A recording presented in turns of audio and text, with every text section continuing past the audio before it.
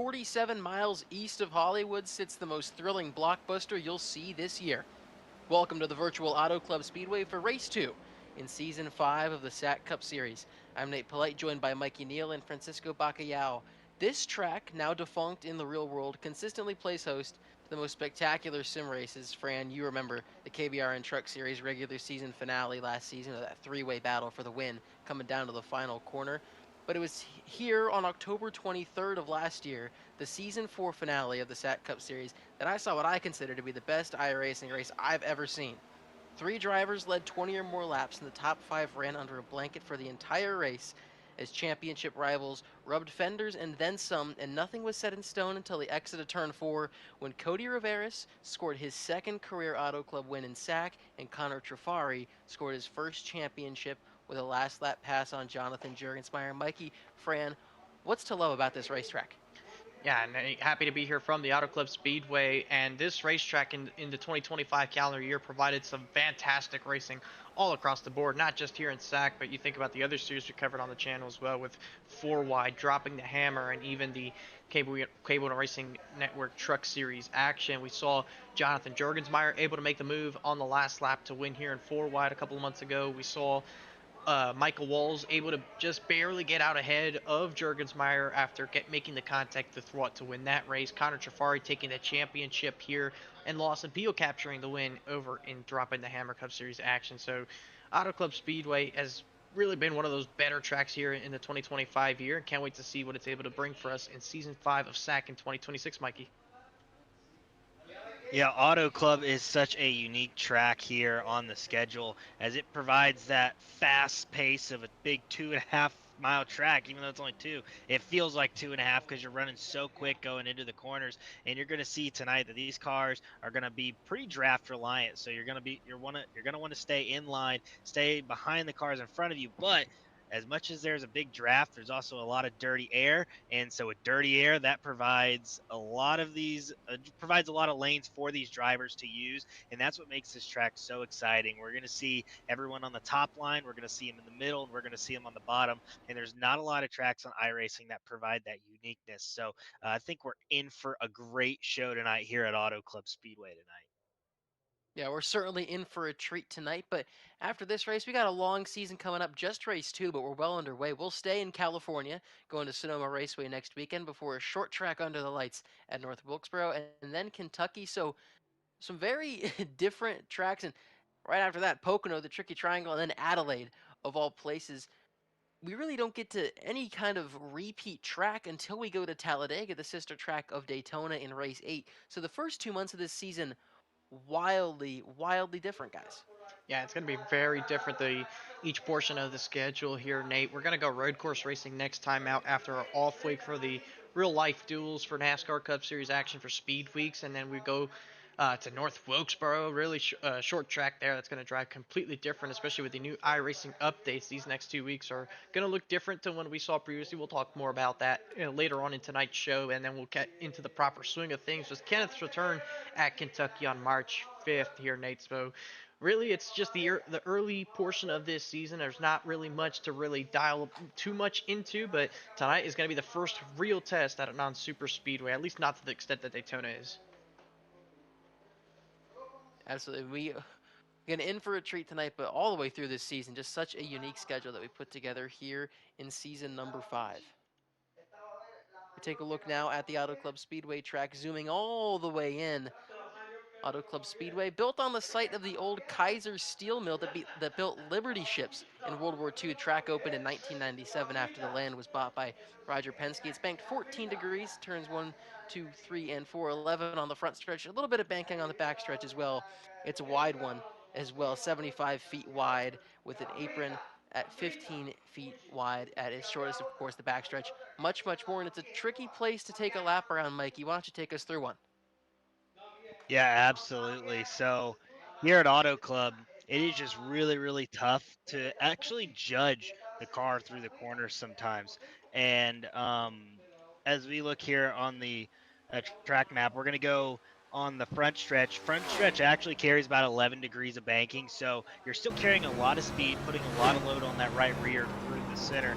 And you're going to see here, those seams are pivotal. If you cross a seam, it could upset the balance of the car.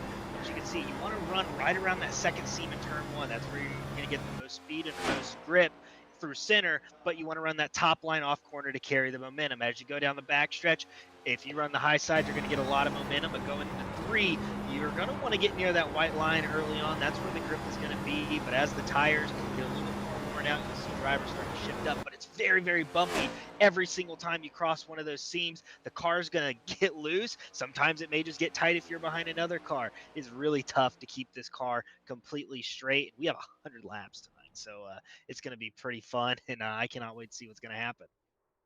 And we were seeing cars get sideways and slideways on corner exit in practice as well. And that's a lot of what we saw in the championship race last year. Drivers leaving it all out there. That championship race, by the way, 111-degree track temp. We'll see if we get anything similar in tonight's race. Take a look at the highlights from a week ago at Daytona. It was Ollie Reeves that came home with the checkered flag in that one. First win in quite some time for the driver of the 31 car, but it started a long night. Started in the duels. Duel number one was taken by Brian Lorenzo as he was able to skirt up around the outside of Quincy Strawhacker, and what a fight it was as he tried to now block Diego Roldan coming to the tri-oval. And very close. And you might think it couldn't possibly get closer than that. And then we get to day two. Connor Trafari gets the 27 of Chris Downey out of the way, and then everybody starts spinning and crashing. Connor Trafari came home with the Duel 2 victory, and he had himself a big night at Daytona. Led a whole bunch of laps in the Daytona 250, coming to the green. Lorenzo, the pole sitter, and also that Duel 1 winner was alongside Rivers Jones. And there was a lot of chaos here early on in this race. Stephen Maggio got to the front pretty quickly alongside Chris Downey. And then just before we get to lap 20, Larry Miles gets into Duncan Faw in the middle of the tri-oval, and the self-cleaning racetrack at Daytona took over. Yeah, a lot of chaos we saw here tonight, last week at several different moments in the race. There was a big accident there on the tri-oval, but that wouldn't be it for accidents in the tri-oval as we're working our way off of turn 4, watching from Andretti Robinson. Trouble strikes a little bit further ahead with Connor Trafari making a little bit of contact there, collecting some more cars. There you see your race winner, Ollie Reeves, getting involved in this particular accident here, and several other drivers faced some significant damage. Here's some significant damage as well to, I believe it was Michael Walls and his number 24 Patriots machine, and that ultimately will bring out a delayed caution before James Bomar makes his way to the front with 25 laps to go. And this is where the intensity really started to pick up. We saw a lot of drivers racing aggressively, 3x3 action, but as you know with Daytona, this can only keep up for so long before trouble ensues. And when that trouble ensued, it was so late in the race, and it caught out Stephen Maggio, who's one of the dominant cars of the night, and it led to overtime. Connor Trafari led 27 laps, took the green in overtime, and was leading in turn 3 as Ollie Reeves jumped to the top side of the racetrack. Trafari could not throw the block. Shockey Tarpley pulls him behind. The door check by Trafari. He tried everything, but it was not enough as Ollie Reeves took home the win at Daytona, his 5th in the SAAC Cup Series, and his first in a couple of years, and he was thrilled to be back in victory lane. Yeah, what a win for Ollie Reeves. I mean, just to get your season kicked off with a win, especially at Daytona, it really kind of takes a lot of pressure off of you. And I think he's going to have a lot of momentum moving into this week, into future weeks, just because you have that win on your back, gives you a lot of points entering this race. And, with all the chaos that we had last week, I'm expecting to see more chaos tonight. I think we have another track that is going to be, a lot of close corners and, a lot of slide jobs, a lot of bumping. And, just compared to last week at Daytona, I think that it's going to be important to get that track position because I don't think we're just quite done with a lot of yellows, and I think they might be making their way to this week too if these drivers come out aggressive like they were last week. And that momentum for Ollie Reeves coming to a track that he's won at, the Season 2 winner at Auto Club as well. And you mentioned the chaos. It feels like we've seen it. Fran and I, of course, have seen plenty of it on Monday nights in the KBRN Truck Series. We saw it a little last week. Usually, Auto Club can be a little cleaner, but again, if it's a hot track, it's going to be a it's going to be a real struggle for grip on this racetrack if it's hot like it was in the championship last season. That's what we saw in October, and it's possible we see that again today. Yeah, Auto Club Speedway is notorious for being slick, especially in trickier conditions as it becomes a lot more difficult to drive across this old surface. It's a shame, really, that it's no longer with us in the real life side of things, but at least we do get to keep this scan of the racetrack and we could go racing here. Over 20 years of surface that asphalt has on it, so it does tend to play a big role, much similar to what we see over at the older Atlanta Scan, Darlington, and even the Homestead Miami Speedway, which all have over 20 years on their particular track surfaces. So I wouldn't be surprised to see exactly that unfold here the same, and we could possibly see a new winner here, Nate, as well. I mean, Auto Club is very notorious for being able to open up our opportunities for someone new to grab a win. We see obviously a lot of normal faces up at the front, but given the very drafty nature of this track with the next gen cars, it could open up the opportunity for someone to get a brand new win. And I hate to bring this up, at least to you, Mikey, but you were one of those drivers that had an opportunity to capture your first win here at this racetrack. So what is it about Auto Club from the driver's perspective that really gives you an opportunity to just go for the win at any given moment? Yeah, speaking on my expertise here, I've loved Auto Club for such a long time. Again, just kind of running around here for so long, it feels like a track that I can just get into a momentum, and that's how it's going to be tonight. You're going to want to get into a momentum. You're going to see a lot of the drivers just kind of run that outside. They're going to be trying to break the draft. But for me, the most important thing is that you got to pick the right line at the right time, and really only the driver can judge that. Through turn one, you can literally run the bottom lane. You can literally run the top lane, and you will see it tonight. There will be cars running a few feet away from the wall, if not inches, and there will be cars running right up against the white line. Um, the main thing I think though is track position, and when I was here in four wide on the KBR network, I ended up staying out on a little bit older tires, and I stayed on the same set for the last 30 laps of the race. And I decided to take track position over tires. And we had a few cautions, unfortunately, but I got to the end. I got to the white flag, was still leading, just ran maybe the wrong line in turn one and two. And instead of taking that momentum up on top with a person that had tires behind me, I kind of ran the middle, and that person was able to get up to my bumper almost in three and four. And even though I ran it good, they clipped me and spun me, and I ended up losing the race because of it. So, I have a lot of. This is my first time back at Auto Club. It definitely sucked in that race. But coming back to it now, this track is just so much fun. And to win this race, you got to have track position. You got to play the right strategy, and you got to be able to take tires at the right time. Because if you're able to take tires and you have a 30, 20 lap tire advantage, you're definitely going to be able to make up that position. So, but the main thing here, I think, is track position, track position, track position, and we'll see it tonight. Track position, track position, track position. The name of the game, and we've got our track position set for this one as well. Qualifying is over, and the cars are getting ready to roll to the grid. So, any last thoughts before we get going with the race? I think it's just going to be one of those fun races, at least looking right now at what the track conditions could be here for tonight's event. We got 109 degrees on this track temperature, so not as high as we've maybe seen at some of these other races that we have covered in other previous instances, but certainly in the triple digits is bound to make it crazy. Yeah, I mean it's gonna be a little bit slick out here tonight. So, but I still think you're gonna have to stay on the seams for grip. It's gonna be a hard fought race, and whoever wins this race definitely is gonna deserve it because I think it's just such a hard track to maintain that track position, but also stay out front. So we'll see what happens. Difficult to stay out in front, but we've got our cars listed up front, sitting on the grid right now, and starting on pole. AJ Hyder alongside Connor Trafari, two of those guys that ran really well in the championship race. Steven Maggio missed that championship race despite being a top contender. He starts in row 2 alongside Justin Rott. Then in row 3, it's James Bomar and Amir Bascombe. Row 4, Fidel Fabian. He's had a nice start to this year. He's alongside Diego Roldan. Then rounding out the top 10, it's Nicholas Badimlik and Austin Duran. 11th place will go to the number 4 machine of Brandon Thomas, with Brian Lorenzo in the 12th position alongside him. Winner of duel number 1, that is Lorenzo. Cody Rivera will be rolling off from 13th, with Jonathan Jorgensmeyer, who's found some success here at Auto Club, rolling off in 14th. Chris Downey will be in the 15th position, with Ellis Wells in the 16th position. 17th will go to Michael Walls, winner here at Auto Club in the Truck Series last season, with alongside Donovan David in the 18th position. Wayne Kennedy will be rolling off from 19th, with Connor Zola in the 20th spot. Mikey.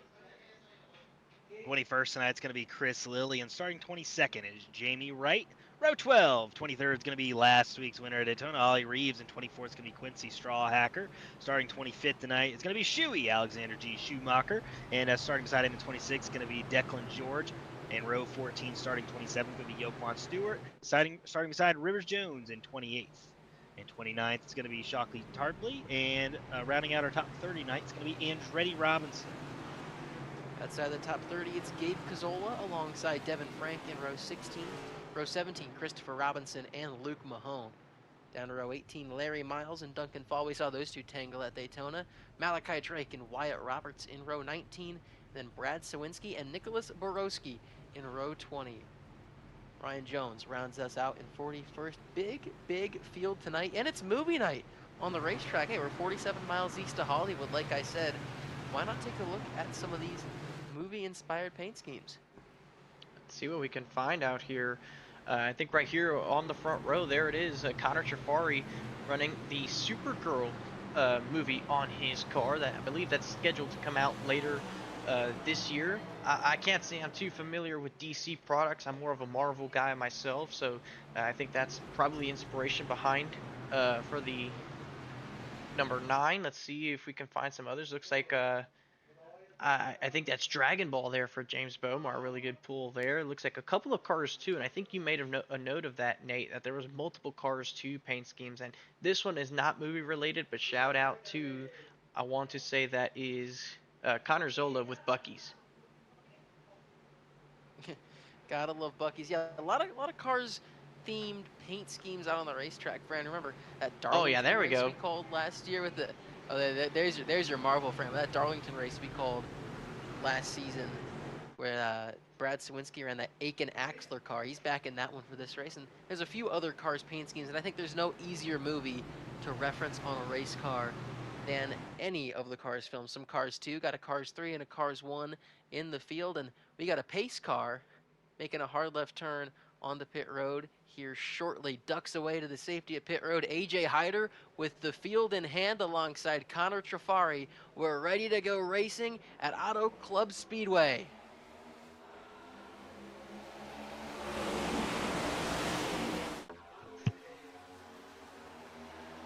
And already some 4-wide action further in the back, especially even in the front here. And this is something we're going to see all night, is trouble for one of those drivers further back. Looks like they're going for a spin. Can't quite make out who exactly was the car in trouble, but they remain going as we stay under the green flag. And at the top, it's Connor Trafari that was able to take the top spot away from the 44 of AJ Hyder. Yeah, Trafari got himself way out in front there on the restart, or the regular start rather, and AJ Hyder started on pole. He falls all the way to third. But you know, these positions, they don't really last long here at the Auto Club Speedway. Trafari takes that when Justin Rott moves into second place. Then AJ Hyder, the front four single file off ripping all the way down to the bottom goes Amir Bascombe in that Lewis Hamilton Cars 2 car. Really nice looking paint scheme. That other Cars 2 car right there is Austin Duran in the Jeff Gorvette machine.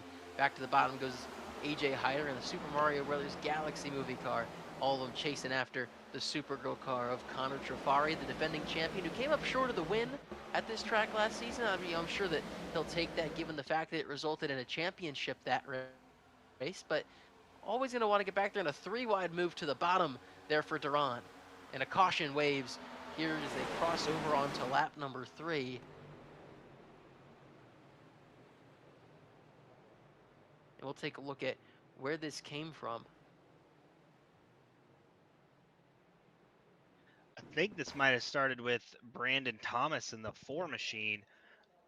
It looked like he went for a spin in the grass. I'm not sure if that's what brought out the caution, but we'll get the KBRN replay up here in just one moment. A lot of battles starting off this race, and again with the hotter track temp, these things get a little bit slicker, especially when maybe you're crossing those seams, like I mentioned in the pre-race. And that might have what just happened there, coming off of turn 4. Um, but we'll get a replay here in just one moment. And here we go. So here's the 4 machine. And yeah, so he crosses that second seam right there, and I can tell you that is a death wish. Early on a slick track, even with cold tires, when you cross that second seam like that, it upsets the balance of the car so much. And you can see there, I mean, it just threw Brandon's car straight sideways. So we'll go to the onboard here. And so the seam that I'm talking about are the darker black stripes on the track. You're going to see them go over this one. Now watch, second right there, he crosses that one. That thing is spinning out through the grass. Luckily, it looks like Brandon's able to keep the car away from any contact. And it's just going to be a caution without any damage, luckily for a lot of these drivers, especially going 4 wide throughout the field on that start, because there was probably about 4 or 5 rows that were 4 wide on that initial restart. And it's so easy to do that at Auto Club Speedway on these restarts. That's the best chance you're going to have to pass and get out in that clean air that is so coveted at a track like this. And we saw plenty of accidents arise from those 3 and 4 wide moves in the championship race last year. And so far, so good. There's no contact, really. Just the lazy spin after crossing the seam there for Thomas. Little reset behind the pace car. Those lights still on. Looks like we're going to get another go around. And because it's movie night here on the racetrack, guys, I think it's only fitting to go ahead and ask, what are your favorite movies? Oh boy, how about you go first with this one, Mikey? Yeah, this sounds like an Ask KBRN question, and I love these questions. So I'm going to be honest, I'm not a big movie person. I don't really watch a ton of movies. I've always liked movies like Star Wars, all the racing movies I really liked. But my absolute favorite movie of all time, and they just made a sequel to it, which was good, but my absolute favorite movie all time was one of the first movies to use big CGI production, and that would actually be Twister.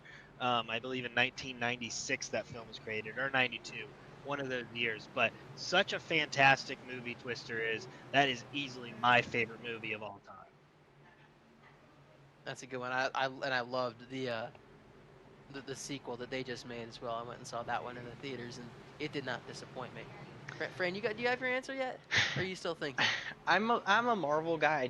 I do really like just the entire franchise, right? But to pick one, ah man. Okay, I'll I'll give you 2 answers. Okay, I'll give you 2 answers. One I'll say Alrighty. is a Marvel movie just for the sake of it, and then the other one is a non-Marvel movie. So my favorite Marvel movie, honestly, just because of the nostalgia factor and just what it meant at the time in which it was released, you got to give me the original Avengers movie. It was awesome to see all our heroes unite together for the first time on the big screen like that. It's really iconic. You can tell that it's dated, but it also doesn't feel too old in that sense. So really love to see that. And honestly, for my non Marvel movie, it's kind of like Mikey's answer. I haven't seen all too many. There's a lot that I've seen, but there's plenty more that I haven't. I'll go with the Sully movie just for the fact that it's aviation based. It's based on a true story on Captain Sully Sullenberger's rescue to after having dual engine failure at just about 3,000 feet over New York City and having very limited options and being able to put down that Airbus A320 in the Hudson River in spectacular fashion to save all the lives on board and was able to make some really good decision making in that moment, him and First Officer Skiles. And I think just obviously the movie's exaggerated a little bit, but just being purely based on that entire scenario, the miracle on the Hudson, I think that is worthy enough for me to make it.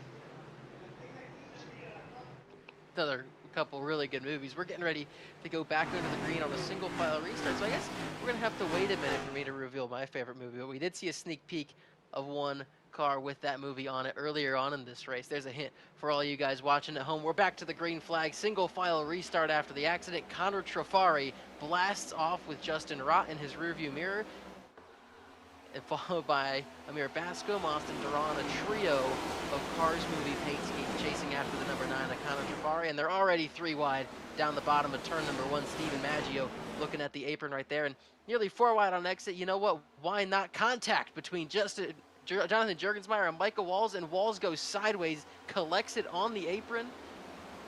He's had a hot start to 2026, but he's going to have to go from the back to the front after that contact with a teammate on the bottom of the racetrack. Meanwhile, up front, everything remains the status quo. Connor Trafari picks up right where he left off a week ago, and he is leading the first 7 laps of this one on board with Justin Rott as he closes in on the rear bumper of the 9 car. And you see right here, 2 different lanes, but not daring to cross over that seam. Yeah, and those front 2 cars got a pretty heater of a start. They were able to pull away about 5-6 tenths. But the only thing about Auto Club Speedway is that the draft is really heavy here on those front straightaway, on the front straightaway and the back straightaway, and so you can see 3rd and 4th able to catch up right back, and that's what's gonna happen all night. Is that no matter what, if you are the leader, you're never gonna be able to shake the rest of the drivers. It's just the draft is so strong here. It's once you get the lead, you kind of just have to run the lanes, run your mirror, and try to kind of block them behind you to give those cars dirty air. But you can see here, as we have for 2nd place, we have a driver running the top, a driver running the middle, and a driver running the bottom. So which lane do you block? It's very hard to judge in that moment. And so Connor Trafari has a lot of work here to do, especially this early in the race. You know, we're only a 10th of this race, and you know, you have at least the track position now, but being able to maintain that the entire race is going to be tough. And you can see, you know, a few drivers already making that outside line work, and that's where you're going to have the momentum down the straightaways. But you got to be able to carry it all the way into the entry of the corner, and if you can't make a pass on entry, you're kind of going to be stuck on the bottom again, and then you're going to be giving up that track position that you just got by running the outside. So it's really tough to kind of judge it when you're sitting, you know, 2nd, 3rd, 4th. Justin Rott here, I think, is just going to kind of not lay low, but I don't think he's going to make anything too aggressive, make any moves too aggressive here on Connor Trafari, just because there's no reason to. You know, once you're sitting in line, you have that track position, you kind of just want to hold it, run there for the entirety until someone starts trying to make moves on you, and then if you have a bunch of drivers that are knocking on your door, then maybe use that outside line to get that momentum. But you can see here, I mean, it is a hornet's nest for about this 3rd, 4th place position. They have been going at it. As you can see, Steven Maggio has now entered the picture here to go on and battle for this 3rd place position. But 44 Machines is going to be able to take that position at the meantime. Yeah, battles aplenty across the racetrack now. The top 10 or so single file, save for Austin Duran there on the bottom of the racetrack inside of Fidel Fabian. And up front, Justin Rott climbs to the top of the racetrack. He thinks he sees a little bit of a lane, gets right up cozy behind the 9 car of Trafari. Then he steps out of the draft for a little bit, trying to build that run. Not quite there to the outside quarter panel, but he is pushing hard in that 76 Blinker car. That is the Cars 3 car that I mentioned at the top of the show. Ryan inside Laney, of course, based on NASCAR Cup Series star Ryan Blaney. And it looked like Justin Rott caught the outside wall just a little bit, and that gives way to AJ Hyder to now go chase after Connor Trafari up at the front of the field.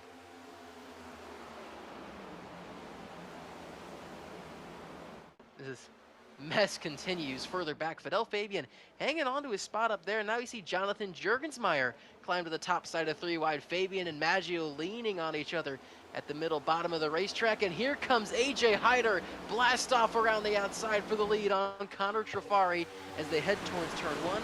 Our first lead change since the very start of this race. And it's a brand new leader out front in Auto Club. Super Mario Brothers Galaxy movie. 44 Chevy. AJ Hyder, one of those drivers that switched his numbers in the offseason. On the right side of your screen, you see some battles further back in the top the top 10.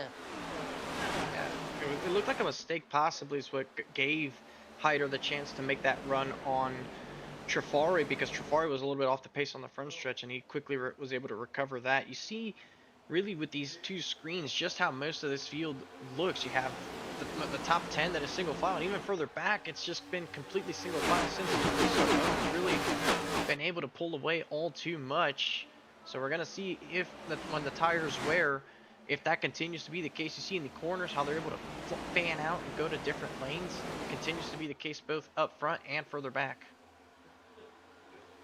And further back, you see that dive to the inside as we go away from the second screen. And Hyder and Trafari out in front, and this is reminiscent of what we saw on October 23rd. These were two of those drivers that were battling for the race win much of that race, and the other three drivers that were in those five that I mentioned who battled for the win that entire race last season, those three aren't here.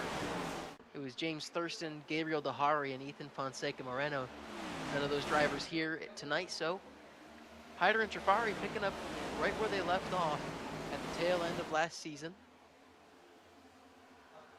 They've got a pretty comfortable lead, but Jonathan Jurgensmeyer, he's making some hay. He's working to the inside for third place back behind these leaders, and as I say that, it's Amir Bascom that drops to the bottom of the racetrack to close off that run, but Jonathan Jurgensmeyer has been making quite some headway. He was just battling with Maggio and Fabian a couple of laps ago, so he's right back in here as we go on board with the 00.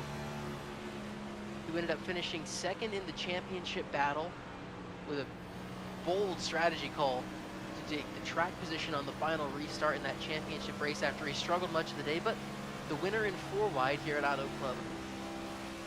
So definitely skilled enough to go and do it, and in this race with such similar conditions to last year, when you have a notebook and you've done a race with these kind of conditions recently, how much is that going to impact the way that you're choosing to drive this car? Do you pretty much see it as another 100 laps of that same race? I mean, yeah, absolutely. I mean, this is one of the tracks that just doesn't change much no matter what. Throughout the time here at Auto Club on iRacing, it's just you want to be able to stay in the momentum line, and on the straightaways, it's going to be that very top line.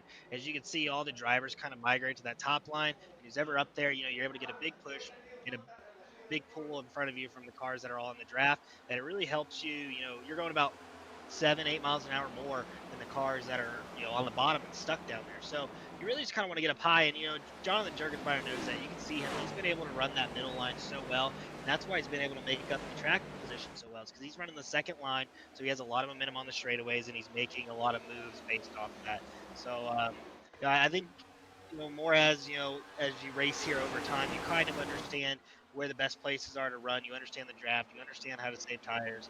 And there's a lot of these guys in the field though are so experienced and know exactly what to do at this track. And up in front, we see Amir Bascom holding on to that third spot, and he was under attack from Jonathan Jurgensmeyer for a little bit, and he still is, but he's held serving way up to the top of the track is James Bomar, and Bomar won earlier this week at Iowa in the Magic Racing League, and a nice start to the week for him as he gets right in the draft. You see the closing rate that he has on the 00 of Jonathan Jurgensmeyer. Then it just kind of stalls out. Now Jurgensmeyer is going to dive to the inside of Amir Bascom, going to try to make that move. Simultaneously to the bottom goes Trafari for the race lead. Battles across this top 4. Look at that wide shot.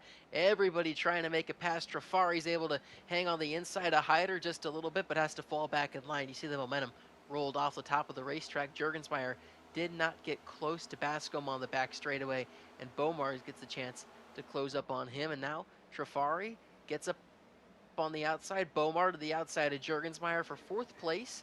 He is going to be able to get his nose in there, and he's going to ride the momentum in the high line. And Steven Maggio drops to the inside of Justin Rott, battling everywhere. Bomar's into 4th. Steven Maggio into 6th. A few more shakeups here, and all the way to the bottom of the track goes Amir Bascom. So too does Connor Trafari to the middle of the racetrack. And close to 3 wide for the lead, as close as you're going to get in the corner. And it really does look like it with the way that the inside lane is shorter around. Kind of like you're watching a track race a little bit. And we can see the different lanes that they're trying to. You can see the different lanes that they're trying to go to, Nate, because you don't want to run directly behind the car in front of you. It's just dirty air that's going to go all over. And if you have to run somewhere else, you could get some positive momentum, much like we're seeing out of Steven Maggio here. Dips to the bottom and gets past Jurgensmeyer, so 51 is up to 5th and slowly working his way up towards the front. He has a win here in the 4Wide Racing TJ's Team Series in his debut in the league, as Trafari nearly gets clear off of turn 2, but not quite. He was able to win that race. He had a win last night in the 4Wide Racing race as well from Iowa. So he's got some positive momentum going in his direction, and at least deep into this run, 20 laps into this race and 15 into this green flag stint. And it's looking good so far. Trafari was able to make the high side work. He's got momentum, and he's going to be back out front.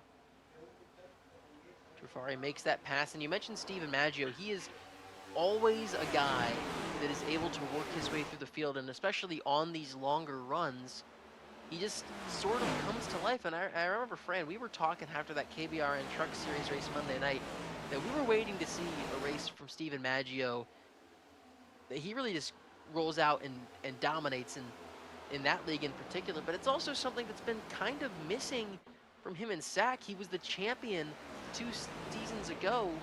Last season was the points leader going into the finale, which he was unable to make it to, and didn't have a win all season long, as we see AJ Hyder and James Bomar battling for second place right there. But Steven Maggio, a little bit desperate, and you see that riding that white line all the way on the bottom of the racetrack.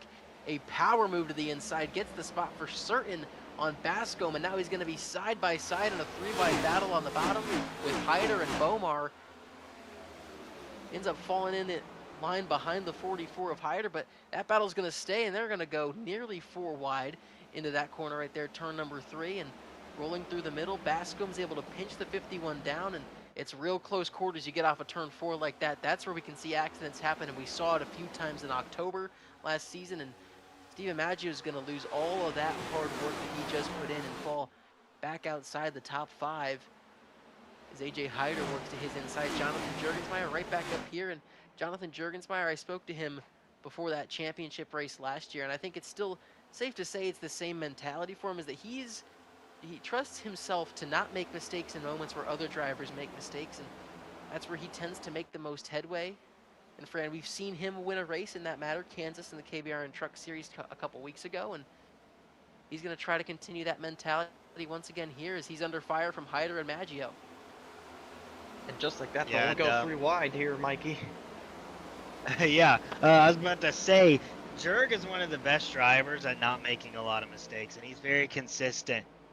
But I think with the track temp tonight, I think that even the best drivers are going to be making a lot of mistakes. As I mean, I've seen a lot of drivers just even get a little bit loose. If you have to lift off the throttle, if you have to 50% throttle for even half a second to a second, it is just very, very difficult to retain that momentum as you go down the straightaway. And that's where you're going to start losing track position.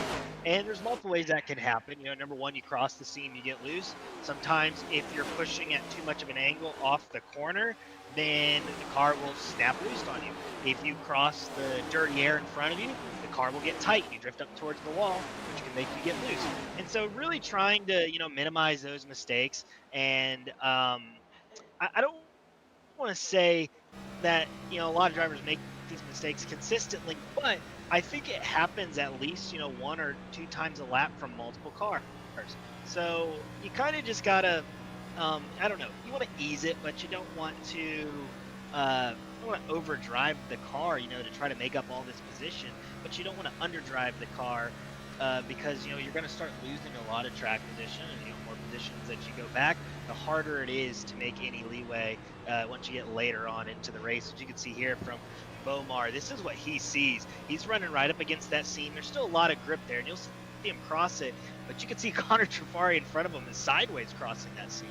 So no matter what, it's going to be tough no matter where you're at, and you're going to make mistakes. But minimizing those mistakes and making them less impactful is what's going to get you to the front and what's going to win you this race tonight. It's a really great shot here we have off the rear camera on Connor Trafari, and then the front bumper camera on James Bomar. That battle for the lead kind of mellows out here as we close in on lap 30, which would open up our fuel window 30 to 35 laps. Presumably, teams are going to try to two-stop this race. That also leaves space for cautions, and now we got a little bit of a battle brewing for second. Steven Maggio joins the party. He's inside of Amir Bascom. Got his nose inside of the 20 of Bomar, but the momentum that you get rolling off of the top end of the racetrack is so huge at this track, and you might get to see it here as Maggio kind of drifts up, and James Bomar is going to come down the pit road, opening up the pits here on lap 28. And that is 28 laps into his stint here, Mikey, which is short of being able to make it on 2 stops with this pit stop here at this point in the run. We'll see how soon almost everybody else will follow him down the lane as Maggio is all over the back of Amir Bascom for second on the racetrack. Who do you think is going to be the next one to come in? I mean, the guys that are going to come in are the guys who've been out front, the guys who have had less strap. So I wouldn't be surprised to see the leaders and the guys who've been running up top this entire time. They're going to be the guys that come down first. And then you're going to have those few that have been saving, and they have pretty good tires, but they also have an extra lap of fuel. I think overall it's just really hard to save fuel here, and so I don't really see them, making it much further. But again, ideally you want to make it to that lap 30 mark so you can easily even 33 if you can, because that'll put you almost right at being able to make it all the way. So as close as you can get to 33 to 34, ideally, if you can even make it that far. But if you're already seeing cars come in this early, then more likely we'll be seeing the rest of the field come in here shortly. And it looked like it was Luke Mahone that was sitting in his pit box as the 20 rolled by. No takers last time through as they're working around the lap car. Donovan David, no taker coming down to pit road and right there on the exit of turn number 4. That is Austin Duran coming in on lap 30, so plenty of action coming to pit road.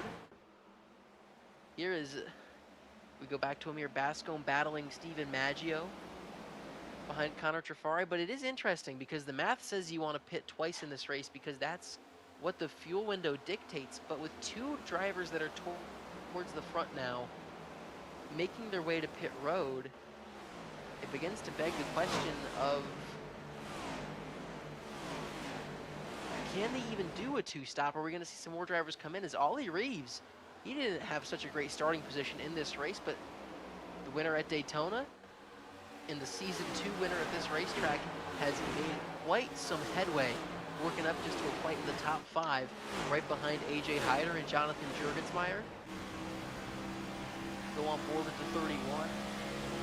And you know, Nate, you get to see the momentum here. He's going to push Hyder. I thought he might have dropped to the bottom there, Fred.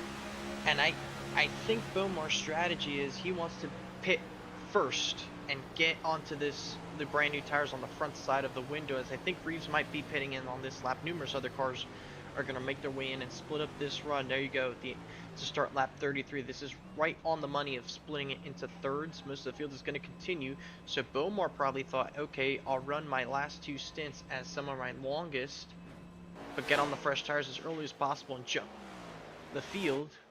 So that could be the possible strategy call that he's willing to play, and Maggio, all the while on this long run, proving to be one of those at saving tires better than anybody else. He's closing the gap on Trafari. And it's intriguing because that is sort of that front end, and getting on those tires early is the right call, generally speaking, if you assume the race runs green. But we see so often on iRacing that a caution will come out during these moments of green flag pit stops and traps the field a lap down. As you see right there, that entire group that just came to pit road goes a lap down to Connor Trafari. Steven Maggio drops to the white line. He's going to try to take this lead away from Connor Trafari side by side, but you'll see the momentum rolled by Trafari off the top of the corner. It's more of a gradual momentum. We see it at some tracks how it's almost instantaneous on corner exit. It's more gradual at Auto Club Speedway, which means Maggio can get up to that quarter panel of the 9 of Trafari and try to go take some air off, and Trafari might have just said, you know what, you can have the spot, I'm coming down pit road anyway. So the leader for most of this race hits pit road, and the new leader is Steven Maggio. Yeah, and luckily drivers here tonight, they get to work with a wide pit road. Auto Club has one of the easier pit roads that I would say as, driving here so much. But it's still easy to make mistakes entering pit road, especially on a little bit older tires. So you still got to be careful, but you can see, you know, drivers are still trying to make up as much position as they can. And you see Rivers Jones into the wall off of turn 2. Gets up into the fence there. Will take some paint off that machine, but no worse for wear, able to keep going. A lot of drivers here, though. I think that tires, even though they do fall off, they don't fall off as much as we got a wreck on the front stretch. Jonathan Jurgensmeyer and Dreddy Robinson around. Oh, Brian Last week, or Lorenzo got a that's the piece of that. one. Yeah, Brian Lorenzo, the one machine is going to get some damage, and they're Oh, still wrecking on the front stretch here at Auto Club. Many my cars goodness. involved. So many cars piling into that one late. They've been spun and the caution out for some time on the front stretch, and a couple cars piled in, and then all of a sudden, the drivers that were going high and low to dodge the wreck got collected in it as well. So we'll take a look at how this one got started, but it's just as I mentioned, green flag pit stops and a caution comes out right in the middle of it all. That's going to shake up this field quite a bit. I don't believe the field had gotten around to the point where they could put Connor Trafari a lap down quite yet, but a lot of those guys, you know, Ollie Reeves, Amir Bascombe, that were at the front of the field are going to end up trapped a lap down as we follow Jonathan Jurgensmeyer and Dreddy Robinson, James Beaumar behind them. These guys battling, you know, on that back end. Beaumar had come to pit road, so working his way through the field, and Jurgensmeyer, he just gets so loose. And then just barely clips Lorenzo. And let's see on the back end of this crash, because the caution's out for some time here, and a number of drivers just not slowing up for the wreck quite enough and running each other over, and it shoots the 45 and 00 either way on the track and into the other guys trying to avoid it. Yeah, it's definitely hard sometimes to avoid crashes, but with how big of a front stretch that we have here at Auto Club, I'm not sure if maybe there was some smoke and it was just hard to see those stopped cars. That would be my guess, is that it was just really hard to see. But you can see right here, Jurgensmeyer's just going to go up, and he's just going to get loose once he crosses that top seam. He's on older tires, and you can see nowhere to go for these few first drivers.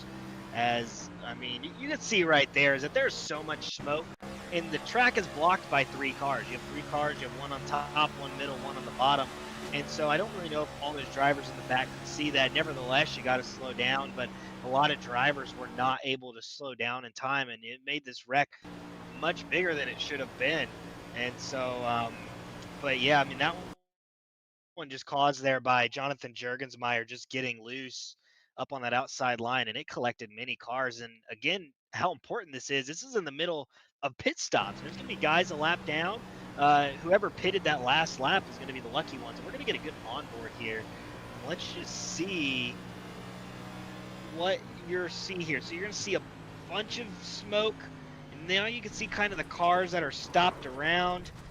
And right there, just gets clipped from behind. It's Yoquan Stewart. Just really unfortunate there, because I mean, there's just nothing that he did everything perfectly, and somehow still gets taken out of that. But a lot of cars here with damage early on in this race too, so that's definitely going to hinder their straightaway speed. It's going to make the car even more uncomfortable than it was on this hot track temp. And I can tell you that if you have over, you know, at least what we know in iRacing, like around a minute of damage, your night has just gotten much tougher, and there's going to be a lot of cars that may struggle after this accident. We have our first Ask KBRN question of the night. Want to get a little update on Rivers Jones? Well, we saw him brush the wall battling with Christopher Robinson, but he was one of those drivers that hadn't come down pit road yet. So he's going to have a chance to jump some spots here. He's not going to get trapped a lap down. He gets to, it's not exactly a free pit stop under this caution, but it's freer than anything else, and he's going to be in a pretty decent spot on this restart. Started this race back in 29th, and currently in the 8th position, so making his way up through the field. And we mentioned the week that he had at Daytona. We talked about that at length a week ago, and he's been able to keep up that momentum in a couple of series. It's a really good start to the 2026 league racing season for Jones, as everybody and their mother goes up and passes the pace car. And as mentioned, Connor Trafari did not go a lap down, so he gets to stay out. and will roll back to the lead on this cycle. So, nothing too bad. In fact, you might even say he pit at the exact perfect time because he gets essentially a guaranteed spot at the front of the grid and fairly fresh tires. So, no harm, no foul for the 9 car. Going back to that last caution about favorite movies, Mikey, you mentioned that your favorite was a movie with recent sequels and, an early CGI pioneer. Mine is similar in the manner of it's got more than one sequel. It's got a lot of sequels that have come out, and especially recent years, none of which even close to as good as that new Twister movie. But my favorite movie of all time is Jurassic Park, which is, of course, another one of those CGI pioneers. And Donovan David is running that Jeep Wrangler paint scheme in the '94. He's struggled a little bit today. I believe he's 5 or so laps down as they run right now. But it's always nice to see plenty of these movie paint schemes, and there he is sitting on pit road getting some damage repaired. But yeah, Jurassic Park, one of my favorite movies. And another thing I love about these movie paint schemes is you see it on this car and you see it on the 52 and 21 as well. The numbers are very abnormally placed on a lot of these cars. See how thin the 94 is on the front of Donovan David's car, and the little badges on the sides of the 24 and the 21, sorry, and the 52. And with this hot, slick track, the field's lined up single file one more time to take the green flag on lap 40 of this race at Auto Club. Connor Trifari with the field in his rearview mirror, a long tail behind him, gets to the Geico restart zone and mashes the pedal on the right-hand side and blasts off. And you see the accordion effect as the drivers all stack up and try to not make any illegal moves before the start-finish line, but they're going to start bowing out, and Rivers Jones dives to the bottom, looking for positions further back, trying to get to the top 5. He's on the inside of Devin Frank, working that bottom. It's up side by side with the 56 car. And you saw that restart, Nate. Sorry, Nate. I was just going to point out that restart honestly showed it very perfectly. The accordion effect. It's just you see the different gaps that drivers are leaving towards each other in the middle of the racetrack coming to the restart zone, and they're used to being double wide. You can kind of see the leader, you can see the gaps between each car. That's not the case. Your gap is the car in front, and as drivers are accelerating to bunch up, they get accordion up, and that can lead to wrecks. In that case it didn't, but we've seen plenty of instances where that has happened. One of them was Michael Walls, who was able to recover from that and win a race, so it won't be the last time we see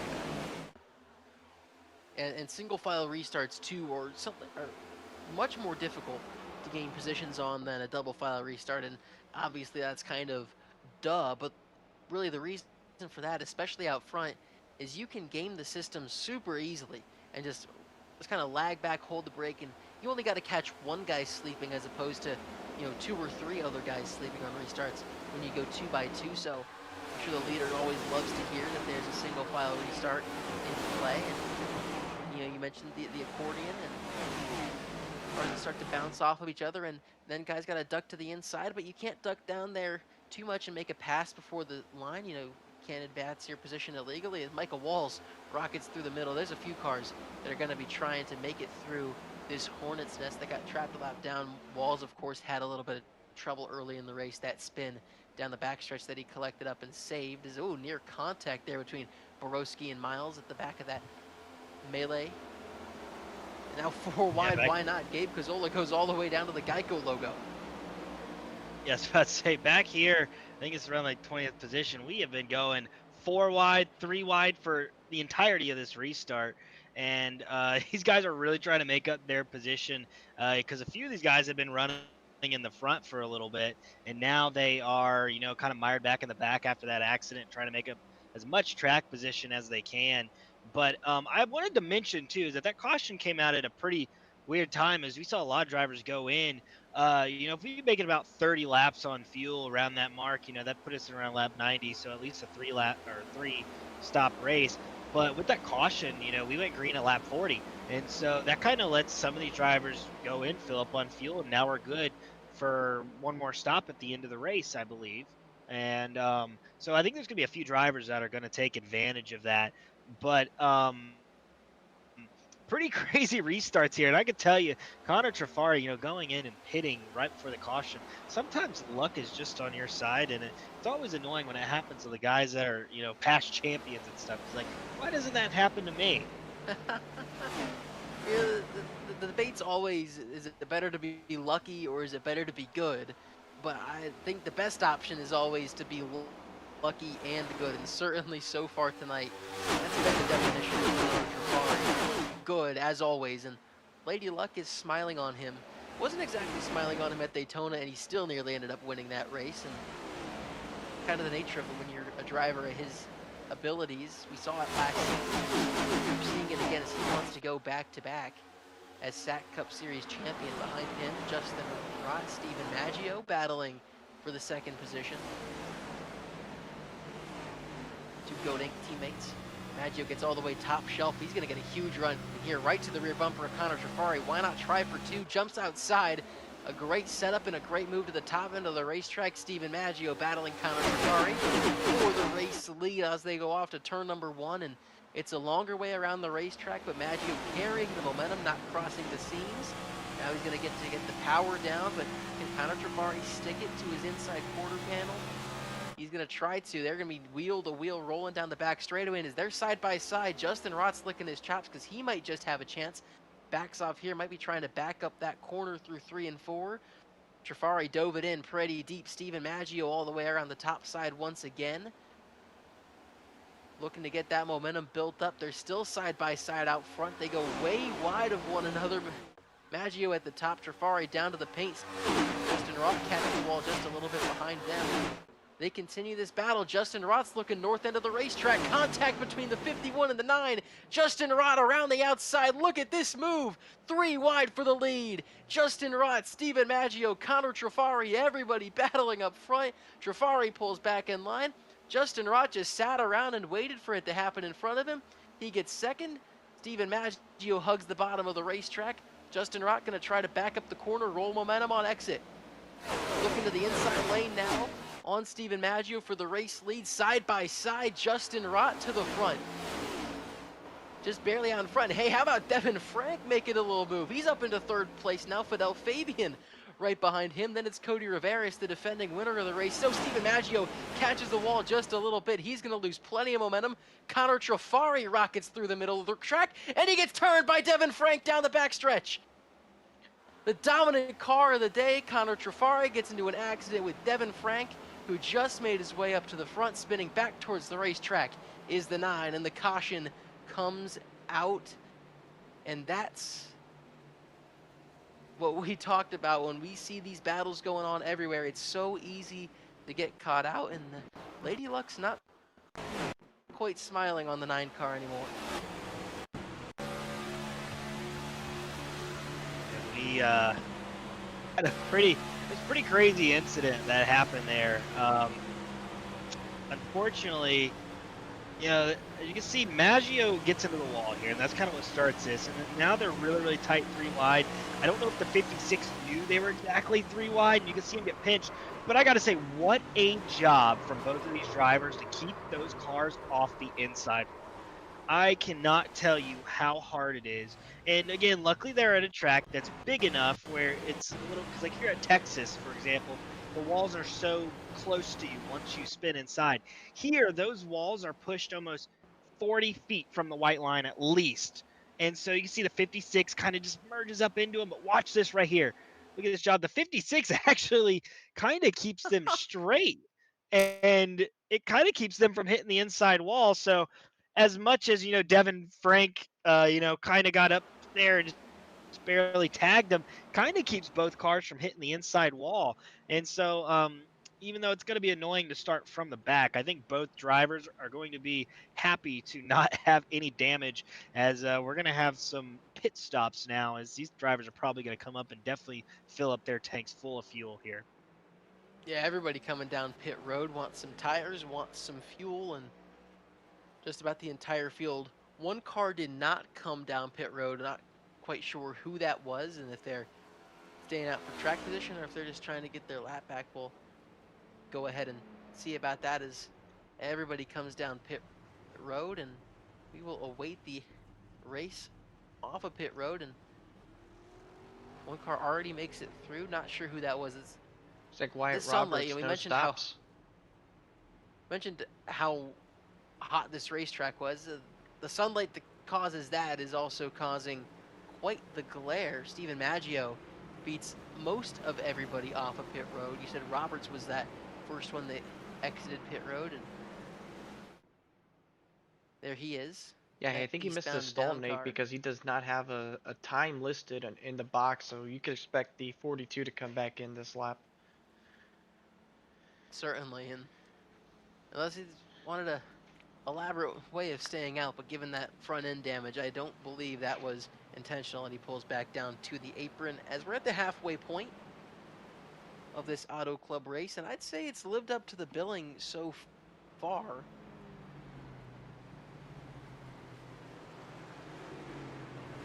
Stephen Maggio will assume the race lead as Roberts comes back down pit road. And that'll put the lead back. This is, I really quickly just wanted to say this has been a pretty great first half of this race, and I think with the track temp, it makes it's made the race much more exciting because you can see the drivers are struggling. Like, it is not like this is smooth set sail even when you're in the lead. It's really hard to kind of maintain that track position when you're slipping and sliding everywhere. And so I think a lot of these guys are going to take the least amount of fuel they can to make it to the end. I think that's what Maggio was able to do to jump a few positions here.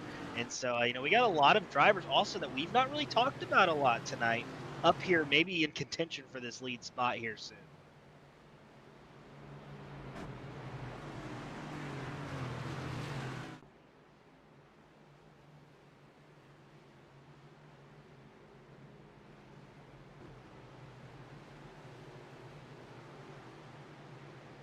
With Maggio out front, Cody Rivera has shown up in second, the defending winner of this race. And it's Rivers Jones. Justin Rott lost some spots on pit road.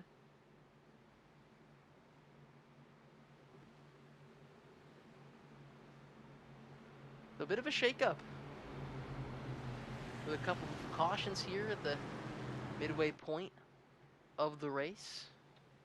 And with another single file restart coming up, we're going to let you listen to these drivers mash that pedal on the right hand side and go up through the gears as we crank it up halfway through SAAC Cup Series at Auto Club Speedway. Stephen Maggio has the field behind him.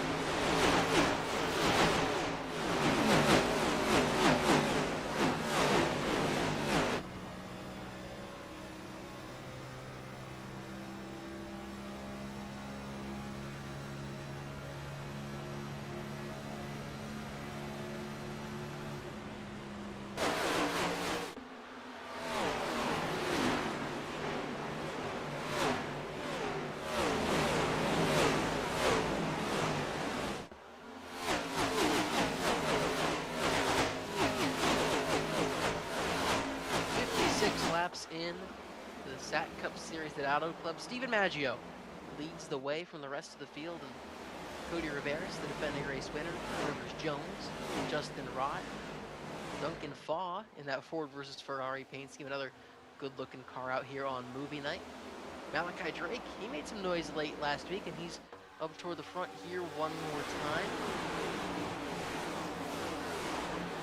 Diego Roldan, Christopher Robinson, Ollie Reed, defending winner at Daytona last week.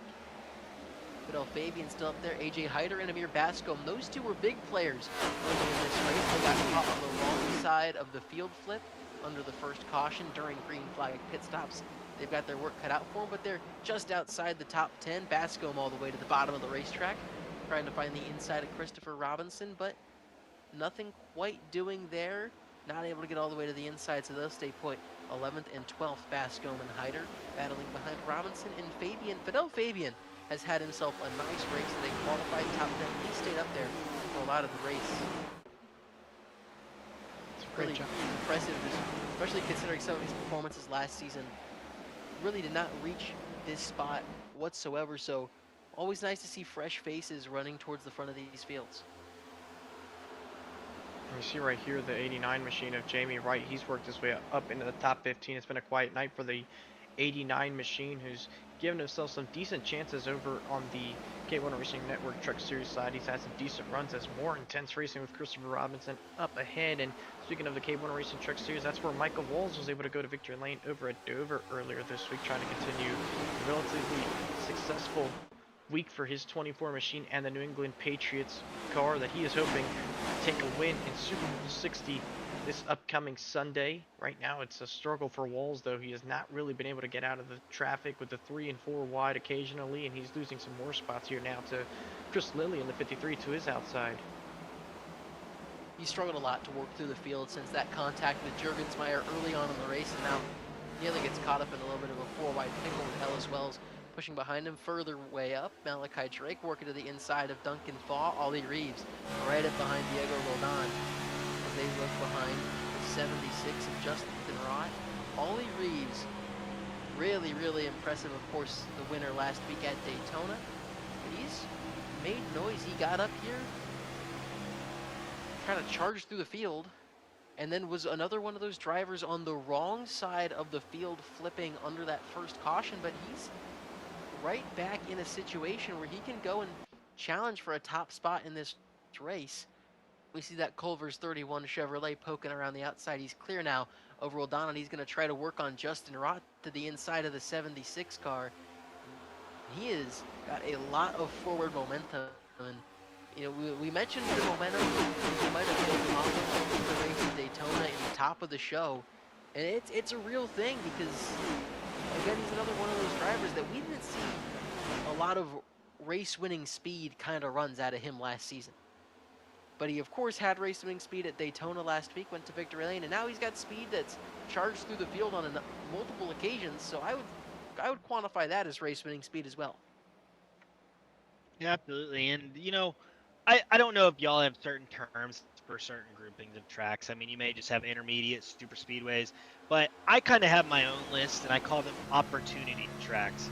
And to me, opportunity tracks are tracks where it gives more people than usual opportunities to run up front, you know, run inside the top 10. And I would classify Auto Club as one of those opportunity tracks because this is a place where, yes, tire wear does matter, but it doesn't matter as much as other tracks because you're running pretty fast here, but you're also trying to use the draft's momentum to kind of keep you in the flow. And that's what these drivers, you know, they've been doing that tonight. As you see, 36 machine is actually making a move here. Cody Riveras on Stephen Maggio for the lead. So we might have a battle for the lead heating up here. But I think Auto Club is such a good track, especially when I talk about this opportunity track, because it just gives everyone an opportunity to maybe run up front more than often. You know, I think a lot of tracks, you know, there's some tracks where your skills really matter. And Auto Club, I mean, it does matter. You know, so there are a lot of skills to run at these big drafting tracks. Maybe not as much as, you know, a Dover or a Bristol, those tracks that are heavy on tires. But a lot of these guys tonight are running so well with the track condition. And, we're seeing a lot of names maybe that we haven't seen yet. I mean, Diego Rodon up there now making his way up into the top 5. Haven't said his name all night.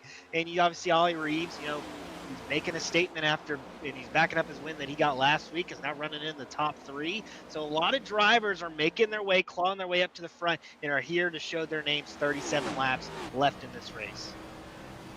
And you mentioned Ollie Reeves. He got to the outside of Rivers Jones, gets him clear, nice and easy using the top side of the racetrack. And every single time we've gone to that wide shot of the back straightaway, we've seen Reeves dive almost all the way down to the apron as we get a caution here with 37 laps to go. And that throws a wrench into a lot of things because that 37 laps sits right outside the fuel window, but we're pretty deep into this run on tires, so the who's who of the people that come to pit road under this caution will be extremely interesting to take a look at, because that could really, really shake this field up and gives us an opportunity for some new faces. Wayne Kennedy, that's a lot of damage on the left front of his Toyota Camry.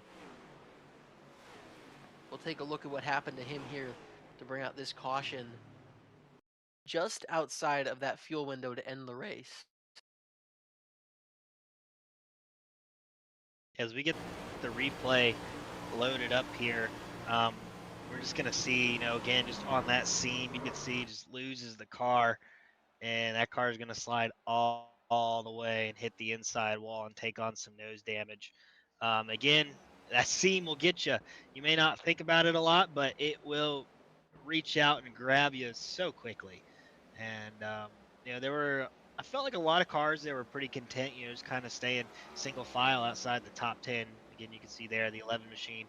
Oh, and it's going to get tagged there by the 13. It looks like more cars were involved in that incident afterwards. It looked I like think it was Wyatt Roberts got into the back of Connor Zola. Yeah, and so might be a few more cars. We're on board here with Connor Zola and the Bucky's machine. And right here, I mean, just nowhere to go. He's going to get contact from behind, going to tag another car there. And I believe that was the extent of it, only about 3 or so cars involved. But not going to be surprised here to see every single driver come down and get 4 fresh Goodyears and some fuel, or maybe even 2 fresh Goodyears to jump some positions here. Yeah, it's like I said, this comes at a pretty funky time. Just outside the fuel window, but you've put a lot of laps on these tires, and Auto Club, of course, a track that chews tires up and spits them right out at you. Steven Maggio wins the race off pit road in front of Cody Riveris. Looks like we did have one driver stay out. Declan George sits atop of the ticker. 2 cars right there behind the pace car. That's Declan George and Nicholas Bedimlik.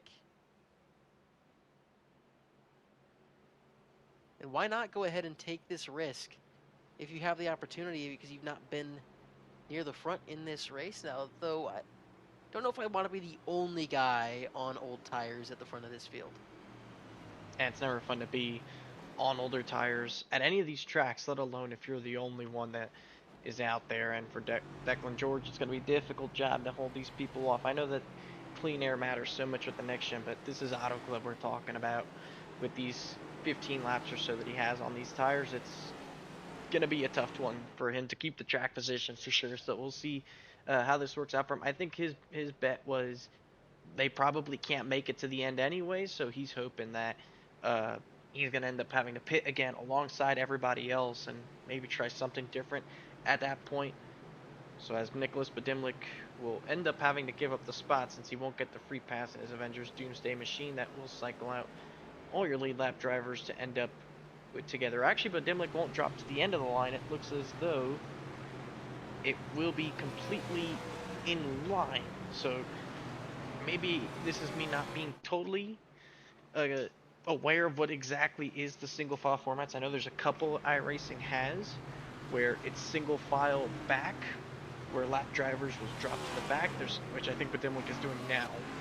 There's single file lap cars on the bottom, which is what NASCAR used to do back in the day. You'd have the lead lap drivers on the outside lane, and drivers who are lapped down would restart on the inside lane.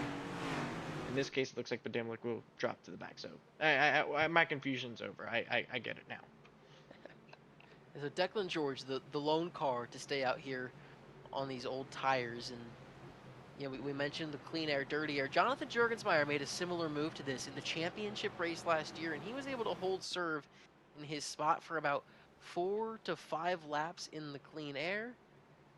And then he started to get swallowed up there at the very end by Connor Trufari on the final lap. But this fuel concern that these drivers have, Mikey, how far can they go on this tank of fuel? Can they get to the end?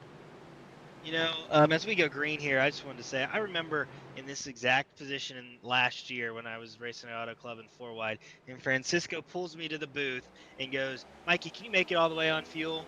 And I say, "I don't know. We're gonna see." And I made it all the way on fuel, and I knew I could make it on fuel. I just didn't want to tell everyone.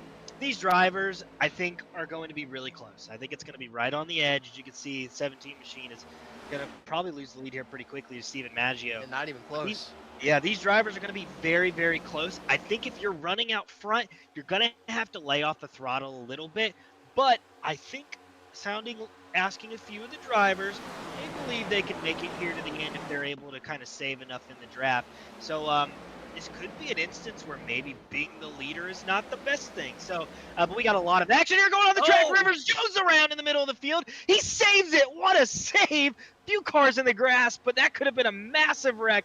And it looks like we're going to stay green here as one car is coming back up onto the track here in the back. And he was hit by Rivers Jones down into the grass. We'll take a second look at that. And that was chaos that started with Declan George starting to drop anchor in the field. Get those cars all shaken up. And it was A.J. Hyder that was on the inside of Rivers Jones. You see Declan George on the outside. He hits the wall, then hits Jones, and Jones gets down into Hyder. Gabe Cazzola, oh my goodness, that was ever so close. Nearly running into the back of the 26 car ahead of him. But we're able to stay green in this one. Steven Maggio, still the race leader, then Cody Riveras, Ollie Rees. Connor Trufari has bounced back after the incident that he was involved in on the back straightaway with Devin Frank. And so all things considered, out front it's a similar cast of characters to what we saw in that championship race a season ago. Maggio, of course, wasn't in that race, but Riveras, the winner, Trufari, the champion. Justin Rott was up there and involved late. So too was Gabe Cazzola, who's gotten himself into the top 10 late in this one. 30 laps to go as they come across the stripe this time. And it's Steven Maggio that's been the guy who's dominated, I guess is the best term to use here for the second half of the race as we take this dual onboard look. Maggio on the bottom of the racetrack and on the top of the racetrack, Cody Riveras. And we'll see the momentum, the closing rate right here. And I think this view here, Nate, gives you the best perspective of what each driver is picturing as what their focus is. Steven Maggio looking in his rearview mirror trying to see what Cody Riveras is doing, and Cody Riveras looking at Steven Maggio deciding, how do I get around this 51 machine? So it really is a fantastic way to capture these battle for positions, looking at it from the perspective of each one of the drivers going for it here with 29 laps to go. And to speak on the fuel side of things, I think they definitely are close. Maybe some a little bit further back saving. You hear Maggio not shifting. I think they were shifting on a couple of the earlier runs today, so not going down to fourth gear really helps. And Mikey, I know you know this too, one of the earlier races we did in 4 wide this season came down to a pretty sort of instance as a decent sized crash on the back straightaway. Not sure the full extent of it. I saw the smoke plop up, and it looks like trouble somewhere around the Connor Zola, Diego Roldan area. There's the Roldan around. But to kind of wrap up my point, we were very close on fuel at Indianapolis, and I know me more than you, and I was able to get to the end. A lot of the drivers, for that matter, were able to go to the end of that race. They kind of say you can't, you kind of do, you're able to make it work, and it's just one of those deals. But in this instance, let's see what brings out the yellow flag, and it looks like contact between the 56 and 00. 99 has nowhere to go. And the 56 and 00, that's the second one each of those drivers have been involved in today, and all things considered, fairly similar incidents to the ones that they were involved in earlier on. That exit of turn number 2 has been treacherous. That seam has caught a number of drivers out in this race, and we see it again there. Setting Yeah, up another that's what pit we stop call now. That's what we call the racing sandwich right here. You have one car on the outside, two more on your outside there, and you just all hit each other at the same time. You bounce everywhere. And you can see that's exactly what happened. And I mean, you have three cars that are side by side. Even if you get 2x2 like you did there, I mean, you still get hit up into that third car that's trailing just behind. And usually when you hit that hard while coming off a corner, it just sends you right around. There's just nothing that you can do about it if you're the driver in the car. And we're going to see if we're going to have any takers. I think everyone's going to stay out here, at least if you have track position. And that's what it looks like most of the field is going to do. As we saw there, I didn't see Cody Rivera's making any moves at Steven Maggio. And so to me, that maybe makes me think that he's just saving and just trying to save as much fuel as he can. But I can tell you one guy's not. That's Connor Trafari. He went from last up to third. So keep your eye on that number 9 machine. But I mean, we still have a lot of laps here left in this race. As we roll through these caution laps, let's go ahead and go side by side, get a quick little break.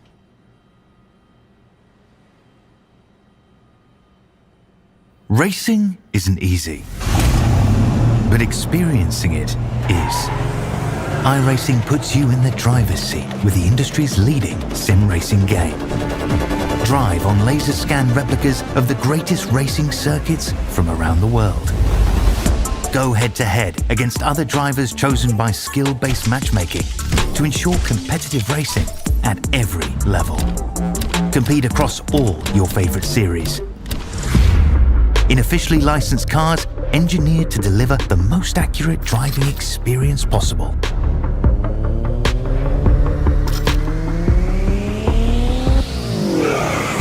Join a race or host your own with players from across the globe. Race against the computer or in a league with friends. Feel the thrill behind the wheel. Visit iRacing.com.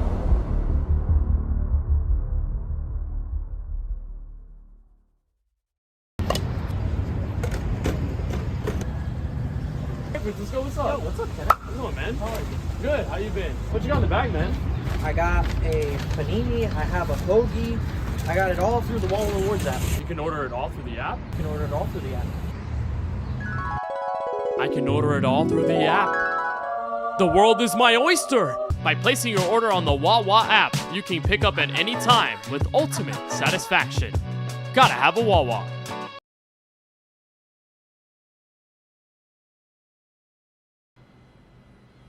26 laps to go at Auto Club Speedway, 3/4 of the way through this one.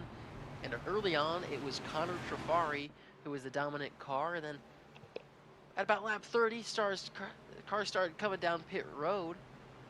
And under green flag, the caution comes out. Of course, as it always seems to do during green flag pit stop. Shaking up the field, flipping things around. Connor Trafari was still out front until he was involved in an accident with Devin Frank. That's when Steven Maggio took the race over. We've had a couple more incidents. The most recent one that put us under this caution was involving Devin Frank once again and Jonathan Jurgensmeyer. But now, as we get ready to take 25 laps to go, Steven Maggio has the field in his rearview mirror. Cody Riveras, the defending winner here at Auto Club Speedway, has made his way to the front. Connor Trafari has worked his way back to the front. Ollie Reeves, the winner at Daytona last week, has been up front for much of the second half of this race. With a little bit of concern for fuel, if an overtime attempt were to happen, these drivers are probably feeling pretty comfortable.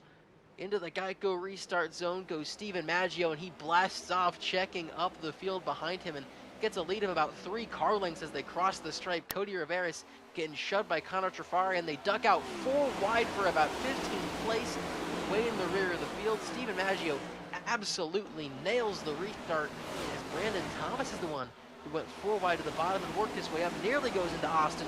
They're on, everybody's able to skate just through there, just barely all right.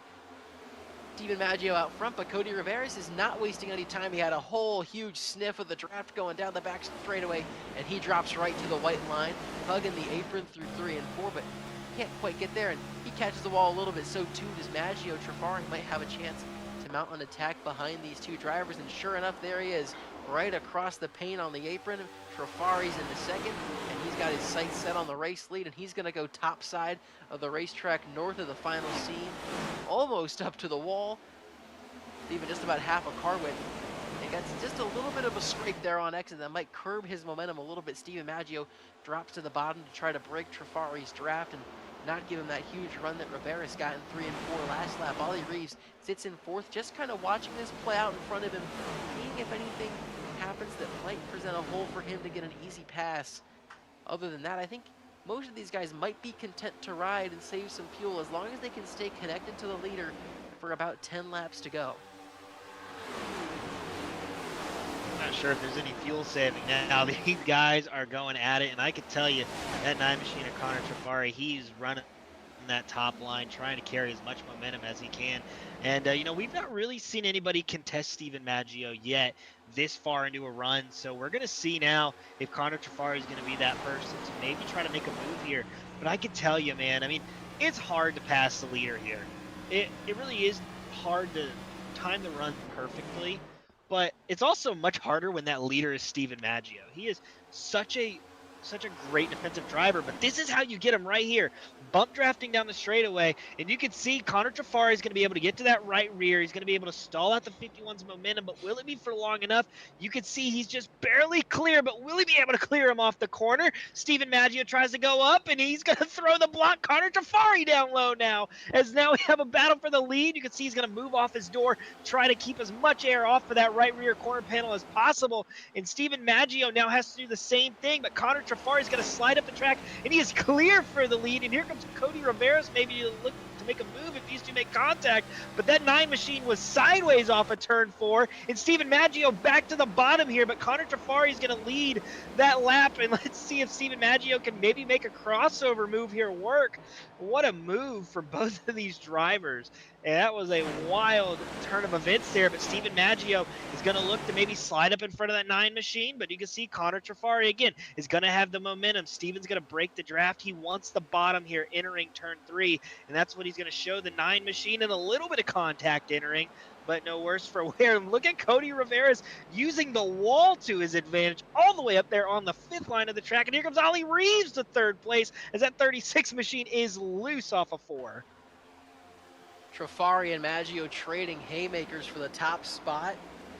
As Maggio still able to take it, Ollie Reeves was able to sit around and see those drivers in front of him battle, ends up taking the spot from Cody Rivera for 3rd place. He's got his sights set on a 2nd consecutive win. Steven Maggio hasn't won since Las Vegas. To end season 3 when he came home with a champion off back-to-back wins, was winless all of season 4, so he is thirsty to find his way back to victory lane, and he's going to use that clean air to his advantage. But here comes Trafari with a run, just a lane and a half higher than Steven Maggio through 3 and 4.